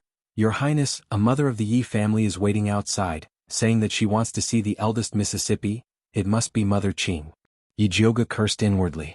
He had forgotten to inform Mother Qing when he came out. She must have waited at the palace gate for a long time before she found this place. Since that's the case, I won't keep you any longer. Dongfang Ke said tactfully. Lei Peng, send Miss Yi out. Yes. Lei Peng nodded and said respectfully to Yijioga, Miss Yi, please. Then I'll take my leave. Yijioga bade farewell to Dongfang Ke and left with Lei Peng. Dongfang Ke looked at Yijioga's departing figure, his handsome and gloomy face flickering. No one knew what he was thinking. At this time, a voice came from outside the study. Your Highness, come in. Dongfang Ke came to his senses and said. After the window opened, a man wearing black clothes flipped over and entered.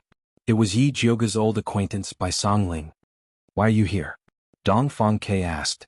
I heard that you were plotted against by the Empress in the Imperial Palace. I was really worried and wanted to come and see. Are you all right? After Bai Songling finished speaking, he sat down. It could be seen that he and Dongfang Ke were very familiar with each other. The way they interacted did not seem like subordinates but more like friends and brothers. I'm fine. Dongfang Ke shook his head and said, It's all thanks to Yijioga for saving my life. I originally wanted to use this opportunity to have you save Yijioga so that she would owe you a favor. I didn't think that we would owe her a favor instead. Bai Songling was extremely emotional. This Yijioga was simply a lucky star. She always had a way to turn danger into safety. Previously, when they and Yijioga went to save Yi Rui, it was all thanks to her that they had escaped from the fire. She really is a lucky star. Dongfang Ke was very much in agreement. It would be great if this lucky star belonged to him. Bai Songling did not know that Dongfang Ke already had feelings for Yijioga and continued to ask. Right, didn't you enter the palace to meet the Emperor today? How did you fall for the Empress scheme? The Empress is becoming bolder and bolder. She dares to act against this prince in front of Imperial Father. Dongfang Ke's expression immediately darkened. Emperor Xianwu had previously obtained a flask of spirit wine that could consolidate and increase one's cultivation. He had taken it out to share with his sons. A flask of spirit wine was poured out according to the age of the princes. Because the great imperial prince had died prematurely, it started from the crown prince. When he arrived in front of Dongfang Ke, he faintly felt that something was wrong. He secretly used a silver needle to test the spirit wine, but there was no problem. Because everyone was drinking the same wine, he had no evidence and could not turn hostile, so he still drank it. After drinking it, he quickly discovered that he had been poisoned. He wanted to go to Splendid Palace to find Aunt Hong Xiu for help before the drug took effect, but he had not expected to run into Yi Jioga. The Empress is becoming more and more arrogant, but His Majesty is actually not doing anything. Bai Songling frowned. The Empress had really gone crazy to act in front of His Majesty. However, the craziest thing was that His Majesty had actually endured it. I can't see through Imperial Father's actions these past few years. Dongfang Ke looked out the window. His dark eyes were as deep as an abyss, revealing a heavy melancholy. When his lady mother was still alive, Imperial Father had truly cared for him. However, ever since his lady mother passed away, Imperial Father had completely changed. His concern for him was filled with hypocrisy and was completely done for others to see. I think you should enter the palace less in the future. These past few years the Empress has obtained many strange poisons from the Su family. Even if you can hide for a while, you can't hide forever. Bai Songling said worriedly. I will be careful in the future. Dongfang Ke knew that Bai Songling was worried about him. He also felt that the Empress methods were becoming more and more difficult to guard against. For example, the cup of spirit wine today. He did not know what method the Empress had used to conceal the unique fragrance and sticky sweetness of the love silk grass. Not only could the silver needle not detect it, but he also did not feel any strange smell after drinking it. Until the poison took effect, he had not thought that he had been poisoned by the love silk grass.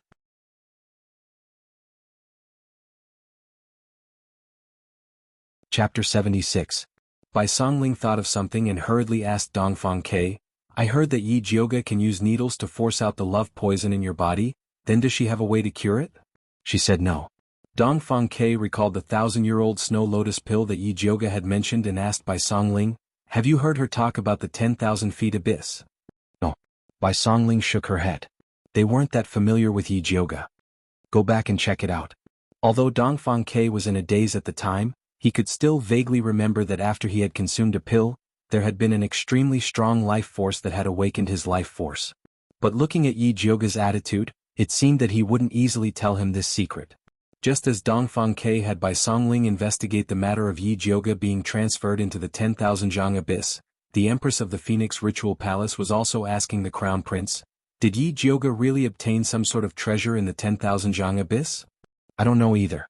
I heard that she claimed that she obtained a treasure left behind by Yun Tianwei at the bottom of the 10,000 Zhang abyss. That was how she managed to recover her cultivation. The Crown Prince shook his head. He knew that it was impossible for Yun Tianwei to still be alive, and it was even more impossible for him to leave behind any artifacts in the 10,000-foot abyss for Yi Jioga, so he didn't take this matter to heart. There's no smoke without fire. Even if Yi Jioga didn't obtain Yun Tianwei's pill, he must have obtained some kind of treasure. The Empress raised her slender eyebrows. She was very dissatisfied that the Crown Prince had neglected such an important piece of information. That's what I thought at first, but when I sent people to investigate, I found that she didn't have any treasures on her. The Crown Prince hurriedly explained. He had privately sent many people to investigate, but they did not find any useful information. Later on, with the incident with Yi Yu, he stopped investigating. Even if Yi Jioga obtained the treasure, she wouldn't be able to use it openly. Send people to keep a close eye on her. If there's a chance, capture her and interrogate her properly. This consort doesn't believe that we won't be able to get anything out of her. As the Empress spoke, she scrutinized her long red nails. Her voice was calm but filled with murderous intent.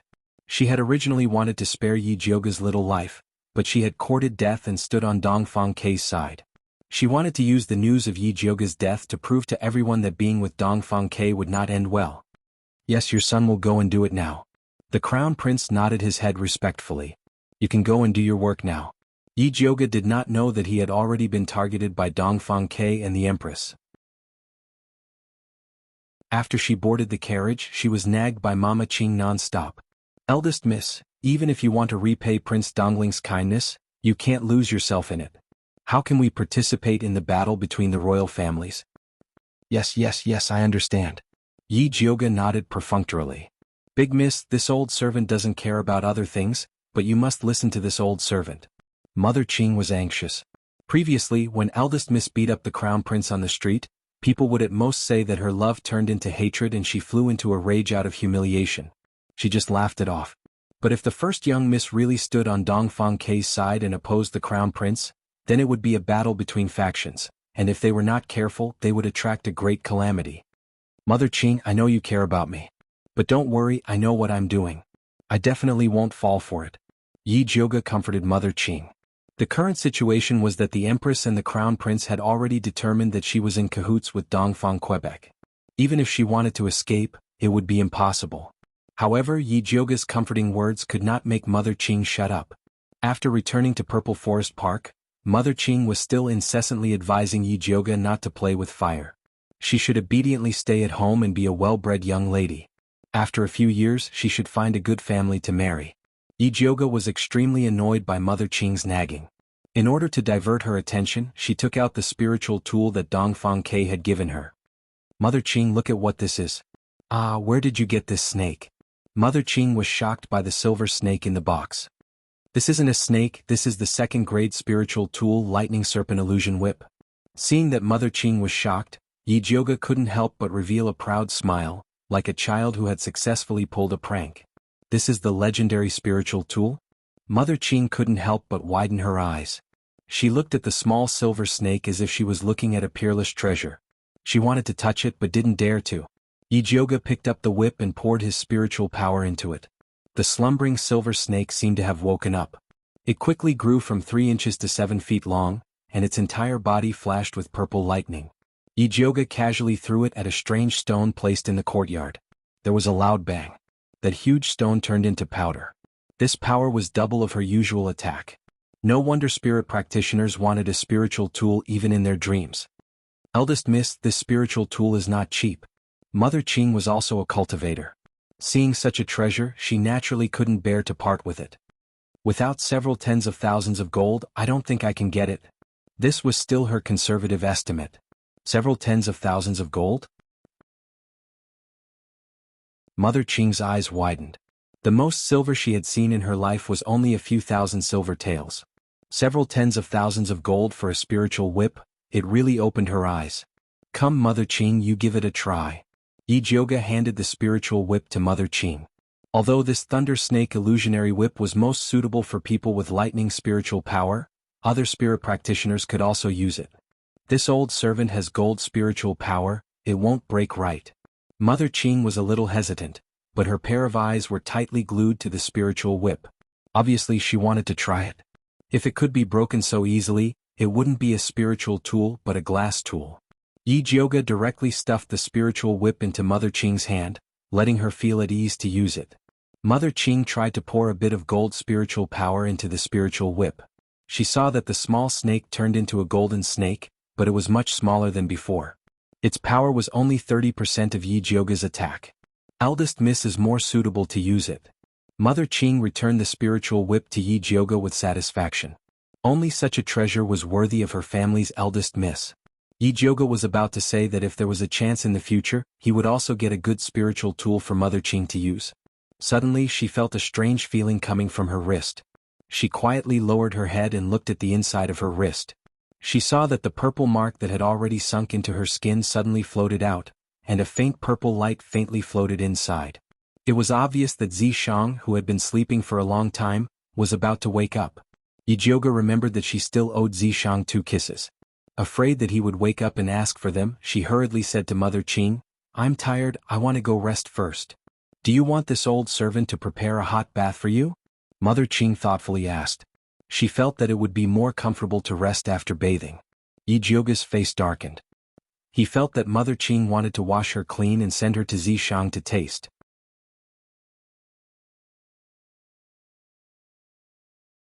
Chapter 77. Eldest Miss, did this old servant say something wrong? Mother Qing saw Eldest Miss's ugly expression and thought that her nagging had angered Eldest Mississippi. No. Yi Jioga quickly shook her head and pretended to be worried. I just thought that father hasn't sent anyone to question me even though I've been back for so long. I wonder what's going on? You know that I offended Her Majesty the Empress in entering the palace this time. I'm afraid father won't forgive me. This old servant will go to the Jingyuan to find out. Mother Qing's face tightened and she immediately said nervously. Usually Master didn't like eldest young Mississippi. Now that eldest young Miss had offended the Empress and was related to Prince Dongling, Master probably wanted to eat eldest young Mississippi. She had to find out Master's movements. Yi Jioga saw that Mother Qing had left and then walked into her room. Just as she closed the door, Zishang's demonic and impetuous voice sounded in her ears. Xiao Jioga has become bolder and bolder in this honored one's absence. Then she fell into a familiar embrace. Her nose was filled with Zishang's unique cold fragrance. Yi Jioga found that Zishang's voice was not right and quickly turned to look at him. What do you mean? This honored one should have told you not to reveal any information about the heart of the Tree of God. This disobedient girl had used the heart of the Tree of God to save a human prince. If he hadn't woken up in time and sealed off the presence of the Tree of God, those old geezers hiding in the palace would have immediately appeared and eaten her alive. Yi Jioga looked at Zishang's cold handsome face. That pair of purple vertical pupils stared at her with suppressed anger. Under Zishang's aggressive purple eyes she felt inexplicably guilty. It was as if she was a restless woman who had been caught in the act by her husband who had returned from outside. Pa. Zishang wasn't her husband. Yi Jioga tossed that damn thought out of his mind and explained, the situation was dire at the time. If I didn't save Dongfang Ke, the Empress would pin the crime of murdering a prince on my head. At that time I wouldn't be able to keep my life. Zishang's eyes narrowed as he looked at Yi Jioga. His eyes were so bright that they seemed to be able to see through everything, and he seemed to be weighing whether her words were true or not. Yi Jioga looked at him calmly and said, I am not related to Dongfang Ke, why should I risk my life to save him? At the end of the day I'm only trying to save myself. Is that so? You're not related to him at all. Why would you allow him to touch you like that? Zishang's eyes revealed a dangerous aura. The heart of the Tree of God was secondary.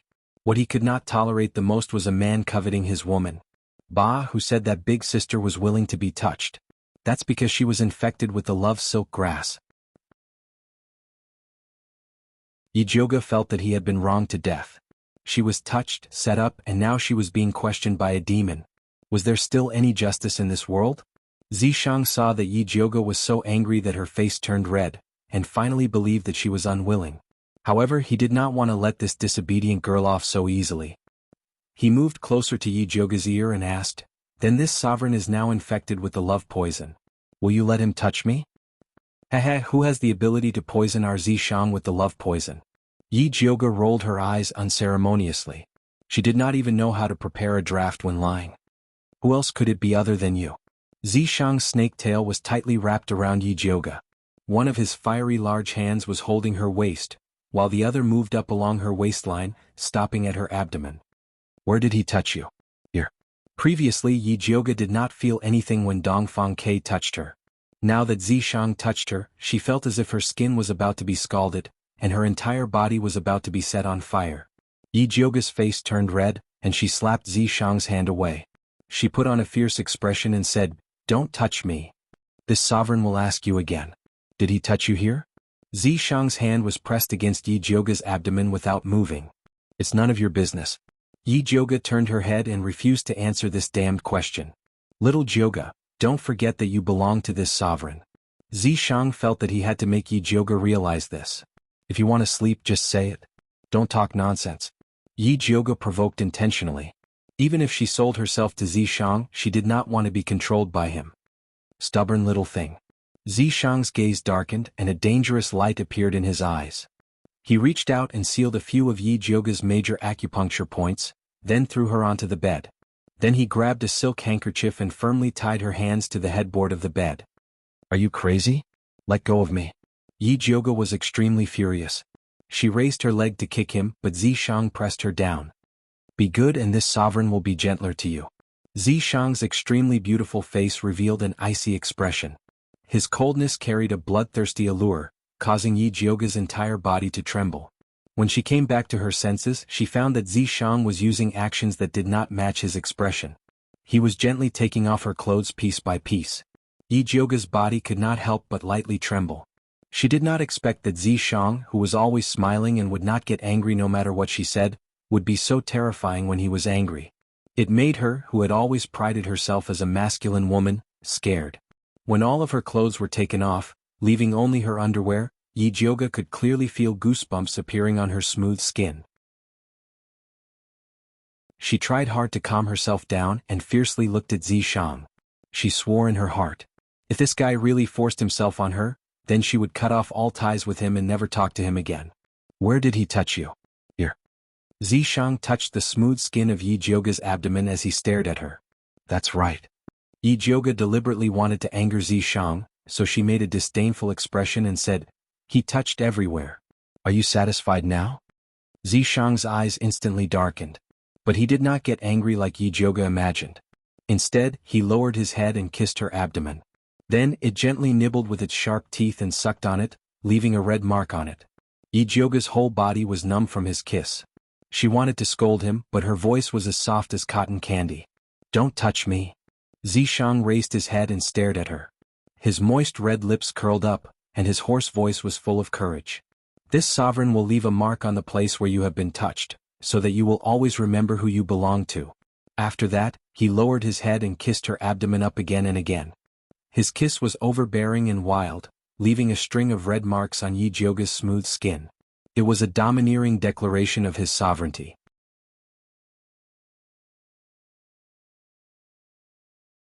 Chapter 78. Zishang's kisses moved higher and higher, his strength increasing. This wasn't growing strawberries, it was practically growing carrots, and the kind that dug holes. Yijioga felt as if her flesh was about to split open from Zishang's mouth. That terrifying feeling caused her scalp to go numb and her entire body to tremble. She clenched her teeth and used the last of her strength to struggle, shouting, "Go away!" Zishang mercilessly pressed Yijioga under his body, his purple eyes emitting a cold light that was as sharp as a knife. Did he touch this place? Zishang's large palm covered her chest, his deep voice causing her to shudder. No, no, no. Yijioga shouted as she shook her head. You really didn't? Zishang narrowed his eyes. The cold aura emitted from his body seemed to be able to freeze the air, making it difficult for people to even breathe. Really not, Yijioga said resolutely. Dongfang Ke definitely did not touch this place, at most he had accidentally pressed it. Liar. Zishang instantly saw through Yijioga's lie, shattering her hopes with a single sentence. He suddenly lowered his head and bit her on the mouth, rolling around heavily.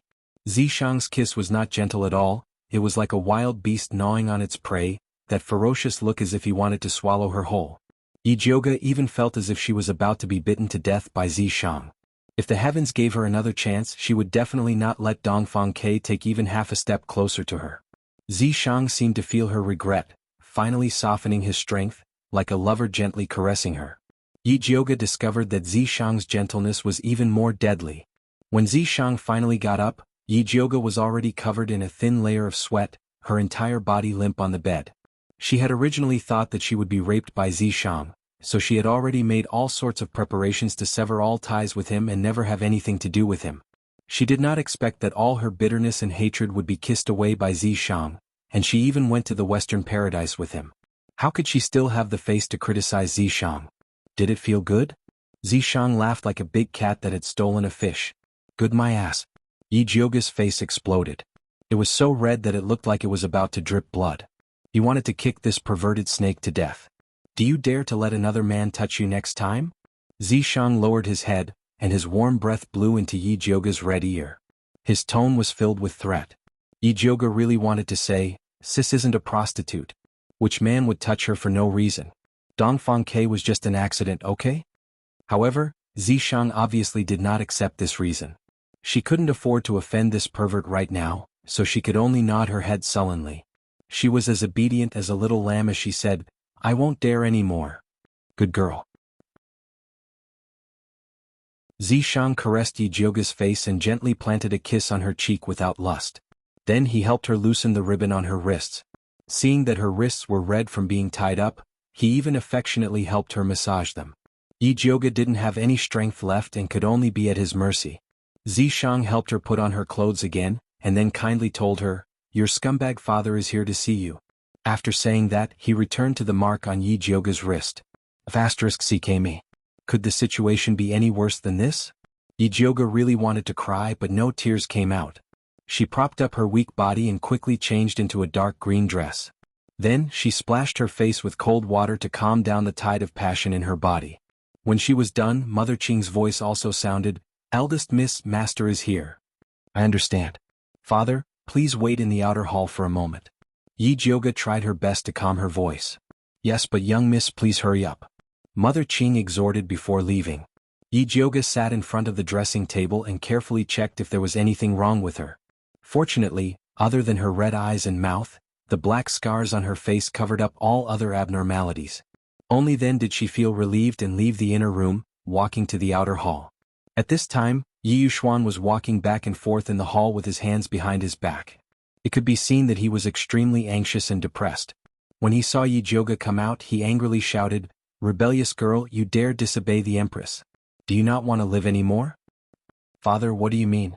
Why can't your daughter understand?" Yi Jioga was too lazy to bow to Yi Yuxuan. After sitting on a chair, she signaled Mother Qing to bring a cup of tea over.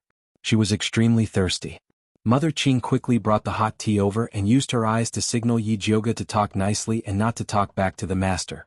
Yi Jioga ignored Mother Qing's gaze and drank her tea. It wasn't that she wanted to talk back to Yi Yuxuan, but he specifically came to find trouble. It wasn't her style to be scolded and not talk back. Seeing that Yi Jioga didn't put him in her eyes at all, Yi Yuxuan was so angry that his face turned ashen. He pointed at her nose and scolded, "People are about to fight their way to the door and you still have the face to drink tea here. If you want to drink, scram out. Our Yi family doesn't have a shameless woman like you." Bang. Yi Jioga heavily placed the teacup on the table and glared at Yi Yuxuan with her beautiful eyes. "How can you let people drink tea properly?" Yi Yuxuan was inexplicably shocked. When he came back to his senses, he found that he was actually afraid of this unfilial daughter. He immediately became even angrier. "Good, you still dare to put on a face with me now. Father scolded your daughter as soon as you came in. Why didn't you ask your daughter what happened in the palace? Otherwise, why would I offend the Empress for no reason?" Yi Jioga asked in a cold tone. "I don't know your virtue. You are an unruly person at home. Isn't it normal to offend people in the palace?"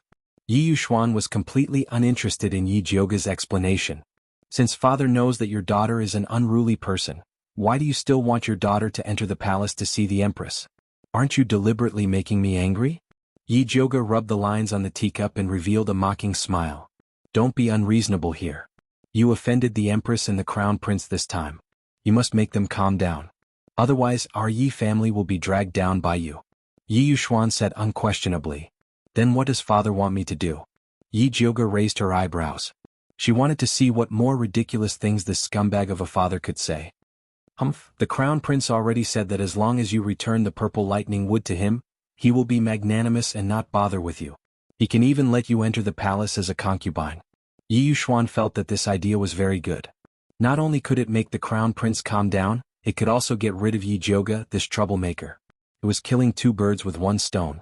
Previously, he thought that Yi Jioga had really obtained some treasure in the 10,000 Zhang abyss, which was why he tolerated her. He didn't think that Yi Jioga would become so infuriating.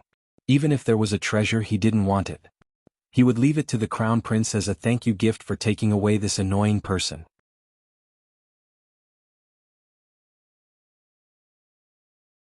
Chapter 79. Concubine? Yi Jioga raised his eyebrows and said with a smile that wasn't a smile, "Father, you mean to have your first wife's daughter, Master Yun's granddaughter, become the Crown Prince's concubine? Moreover, under the circumstances that the Crown Prince and I were previously engaged?" She didn't even want to be the Crown Prince's wife and wanted her to be a concubine. The Crown Prince and Yi Yuxuan must have been kicked in the head by the same donkey. "Jioga, even if you used to have a noble status, your reputation has been ruined by yourself. You should be grateful that the Crown Prince is willing to accept you into his household," Yi Yuxuan said disapprovingly.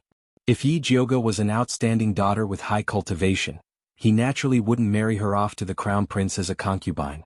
Otherwise the Yi household would become a joke. But now Yi Jioga was a famous trash and ugly girl in Shangjing. Even if she had performed well recently, only a few people knew about it. Even if he married her off to the Crown Prince as a concubine, no one would say anything. Instead, they would praise him for not using his ugly trash to ruin the position of the Crown Prince's concubine. Yi Jioga ignored Yi Yuxuan's idiotic request. She poured herself another cup of tea and carefully tasted it. The taste wasn't bad, but it was a bit lacking compared to the spiritual tea in Dongfang K's residence. Yi Yuxuan didn't get angry when Yi Jioga ignored him and said, "All right, it's settled. In 7 days I'll send you to the crown prince's residence to be a concubine." 7 days? And he had to personally send her over? Was she going to be a concubine? She was selling herself to be a servant. Yi Jioga put down her teacup and said coldly, "What if I don't want to?" "If you don't want it, then get out of the Yi household. Whether you live or die, it has nothing to do with the Yi household," Yi Yuxuan said ruthlessly. "I can get out of the Yi household too." Yi Jioga's slender fingers spun around the teacup as she said in a voice as cold as a nail, "But I have to take what grandfather left me." "What do you mean?" Yi Yuxuan frowned deeply. "Father, I don't think you've forgotten that you married into the Yin family.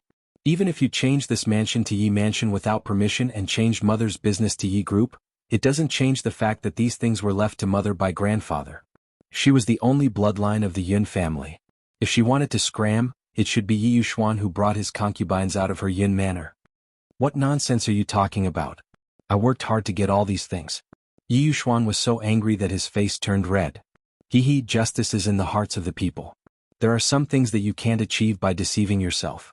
Seeing that Yi Yuxuan was so angry that he was about to go crazy, Yi Jioga kindly reminded him, "Go back and think about it. Is your own reputation more important, or is it more important to please the crown prince? If I really leave the house with nothing, I'm afraid that others will poke at your back and scold you for being disloyal and unfilial, forgetting righteousness at the sight of profit, killing your wife and abandoning your daughter, heartless, and inferior to pigs and dogs." You. Yi Yuxuan was so angry that blood came out of his throat. The finger that was pointing at Yi Jioga kept trembling. "Mother Qing, I think father's body doesn't seem to be feeling well. Quickly find someone to send him back so that he won't die of anger here and let others see a good show for our Yi family." Yi Jioga slowly said to Mother Qing. Mother Qing was extremely anxious. She wanted to persuade the young miss to speak less, but she didn't dare to. Seeing the young miss speak, she hurriedly went to Yi Yuxuan's side and said, "Master, please calm your anger. The young miss is still young. You can slowly teach her." Yi Yuxuan always liked to vent his anger. Seeing the old servant beside Yi Jioga come over, he didn't hesitate to raise his hand and slap her face. A crisp sound rang out. Yi Yuxuan's slap landed on Yi Jioga's body. Yi Jioga stood in front of Mother Qing. His small face was slapped to the side by Yi Yuxuan and quickly became red and swollen. The corner of his mouth was accidentally cut by his teeth, and a trace of blood seeped out. Yi Jioga raised his hand to wipe the blood from the corner of his mouth.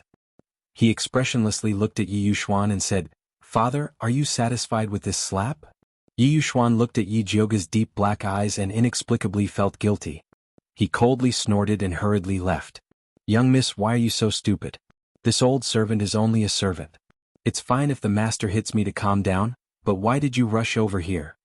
Mother Qing's nose turned sour and tears immediately flowed down her face.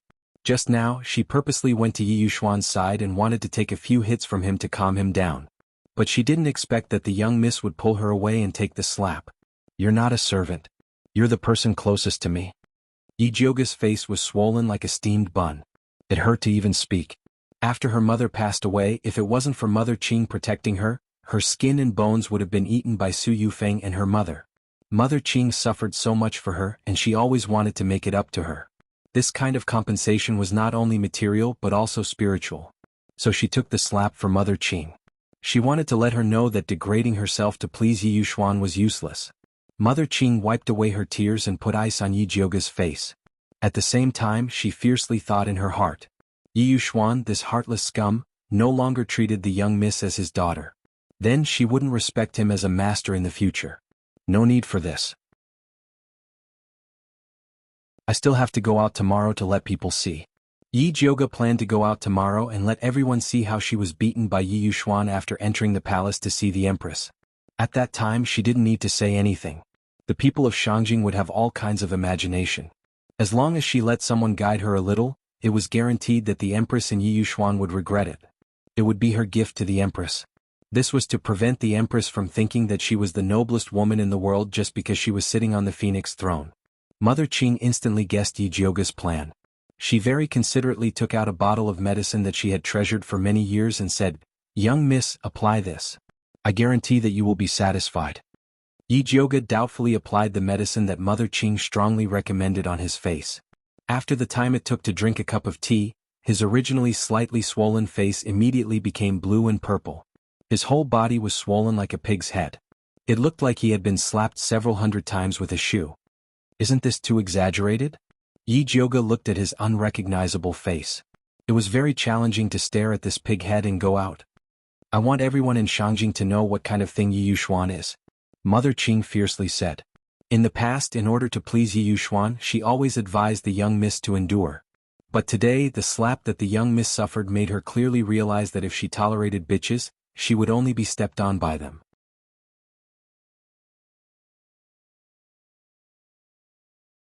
Chapter 80. Okay, go to the carriage house and help me book a carriage. I want to go to the Yu Wu tea house tomorrow, Yi Jioga ordered. The Yu Wu tea house was the favorite gathering place for the children of aristocratic families. These children of aristocratic families were like newborn calves that were not afraid of tigers. They dared to talk about anything. What they liked the most was gossip about others. Last time when she taught the crown prince a lesson, it was spread by these children of aristocratic families. Moreover, they all sympathized with her. Seeing her pig face again today, they would definitely have more topics to talk about. This old servant will go prepare now. Mother Qing bowed and was about to leave when she was stopped by Yi Jioga. Help me send 2 more invitations. Invite Lord Bai and Lord Wan to the Yu Wu tea house tomorrow. She planned to take this opportunity to ask about the relationship between Bai Songling and Dongfang Quebec. If she really wanted to cooperate with them, this bit of honesty was a must. Okay, this old servant understands. Mother Qing's face inexplicably showed a trace of joy and went out in high spirits. She had previously inquired about Wan Ziang and Bai Songling were both young talents of the Ministry of Justice. They were a good match for their eldest miss. Yi Jioga did not know that Mother Qing was messing with them again. She looked left and right in the mirror. Just when she was considering if she should make her lips paler, Zishang's figure appeared again. Yi Jioga was startled. She hugged her chest and said hatefully, "Don't say this. You also want to punish me." She would really fall out with him. Fortunately, Zishang was not that abnormal. He reached out his hand to touch Yi Jioga and said in a low voice, "Idiot." His fingers were cold but warm. His tone was flat and full of heartache. Yi Jioga inexplicably felt a bit complicated. Previously, Mother Qing didn't feel anything when she felt heartache. Now that it was Zishang who felt heartache, she inexplicably had the urge to act coquettishly. Evil. This damn emotion was not something a tough woman like her should have. Yi Jioga pretended to be indifferent and said, "It looks serious but it's actually okay." Zishang did not speak. His cold fingertips swept across Yi Jioga's red and swollen cheek. A trace of cold power seeped in. Yi Jioga was surprised to find that her face did not hurt anymore. She quickly looked in the mirror and found that the wound was even more hideous than before. It was so swollen that she couldn't even open her eyes. "You did this on purpose, didn't you?" Yi Jioga glanced at Zishang from the corner of his eyes. Zishang withdrew his finger in satisfaction. Others might think that Yi Jioga was ugly, but he felt that he was adorably ugly. The mind of a pervert was indeed something that mortals could not comprehend. "That's right, Zishang, do you know what kind of demonic poison Dongfang Ke is afflicted with?" Yi Jioga saw that Zishang was in a good mood, so he took the opportunity to ask. Of course. Yi Jioga's thoughts couldn't be hidden from Zishang. However, seeing that this little girl had suffered quite a bit, he decided to be merciful and help her this once. What Dongfang Ke has been poisoned with is the king poison of a level 5 demonic beast, the white jade spider. It's the king poison. Yi Jioga was shocked. No wonder the spirit doctors couldn't recognize it. One had to know that the kings of level 5 demonic beasts all lived in seclusion in the depths of the demonic clan's territory. Other than some legendary top-notch spiritualists who could enter, ordinary people could not even enter, let alone kill them. She had never heard of such an expert in the Thunder Kingdom. Where did the Empress get her hands on the king poison? Also, where did Nanny Su, the evil cultivator beside the Empress, come from? What does she have to do with the Su family? Did Emperor Shenwu know about all of this? Questions appeared in Yi Jioga's mind like riddles, but she couldn't find the answers. Don't think about it. It's none of your business. Zishang didn't like Yi Jioga worrying for others. How is it none of my business? If they can get the White Jade Spider King's king poison to harm Dongfang Ke, they can get other demonic poisons to harm me. How can I not be on guard? Yi Jioga said unhappily. You think too highly of yourself. Zishang's face was cold. King poison was not that easy to get. Even if Yi Jioge was really poisoned by a king poison, he could still help her get it out. Yi Jioge was used to being beaten by Zishang, so she didn't feel embarrassed. She continued to ask, "Then do you have a way to save Dongfang Ke? Why should I save him? That audacious human brat dared to touch his woman. He was already being merciful by not chopping him into pieces. Because I took his consultation fee. If you don't help me save him, then I can only think of other ways to make it up to him." Yi Jioge purposely emphasized the word, make it up to him. As for what other ways it was, Zishang could guess for himself. As expected, Zishang's expression darkened. He said disdainfully, "Isn't it just a little spirit whip? And it's a broken thing with 6 broken segments. What's so great about it? If you have the ability, then give me a 9-segment spirit whip," Yi Jioge purposely said. Zishang couldn't even pass on his cultivation to her, so he definitely couldn't give her anything good. Yi Jioge was right. Zishang didn't have any of his treasures with him in the past. Now he could only manifest himself because of the soul contract he signed with her. He really couldn't give her anything good. He was calm. "I really can't give you a 9-segment spirit whip right now. Since you like that broken whip, then accept it. I'll help you save him." This way he could be considered to have helped Yi Jioge earn consultation fees. "I knew you treat me the best." It was rare for Yi Jioge to act like a spoiled child. Although she was disgusted by her own mushy tone, Zishang still enjoyed it. Once he was in a good mood, he immediately told her the method to save Dongfang Quebec. As it turned out, the Snow Spider King lived in the depths of the snowy mountains. The poison on its body was the coldest ice poison in the world. If he wanted to remove this ice poison, he had to find the strongest spirit grass, the 5th-rank fire dragon grass. Then he would have to use the Thunderfire Needle technique to remove the ice poison. Where can I find the 5th-rank fire dragon grass? Yi Jioge was a little worried. This kind of spirit grass, which sounded extremely powerful, would probably require a lot of effort to get her hands on it. It's already good enough that you can help him expel the poison. Don't tell me you still have to help him find the spirit grass? Zishang felt that this little girl was too stupid. As a human prince, didn't Dongfang Ke have more power and influence than her? Why did he need her to worry about this problem? That's right. Yi Jioge also realized that her mind was in a knot. Not to mention anything else, just based on the Bai clan's power in Dongling and Shangjing, it would be better for them to send a few teams to search for the fire spirit grass than her. Alright, don't think so much. Have a good sleep. Zishang lightly tapped the space between Yi Jioge's eyebrows. Yi Jioge instantly felt a wave of drowsiness surge up. She grabbed her clothes and said in a daze, "I'm not sleeping with you. Idiot." Zishang carried Yi Jioge horizontally. He gently placed her on the bed and covered her with a blanket, then returned to the mark on her wrist. You're tuning in to the Dreamy Chapters YouTube channel. We're so grateful for your support, and don't forget to subscribe to join us on this incredible journey through captivating stories. Your generosity through donations truly makes a world of difference, as it's the primary source of revenue that allows me to expand and enhance this channel for you. Thank you from the bottom of my heart for being a part of this adventure.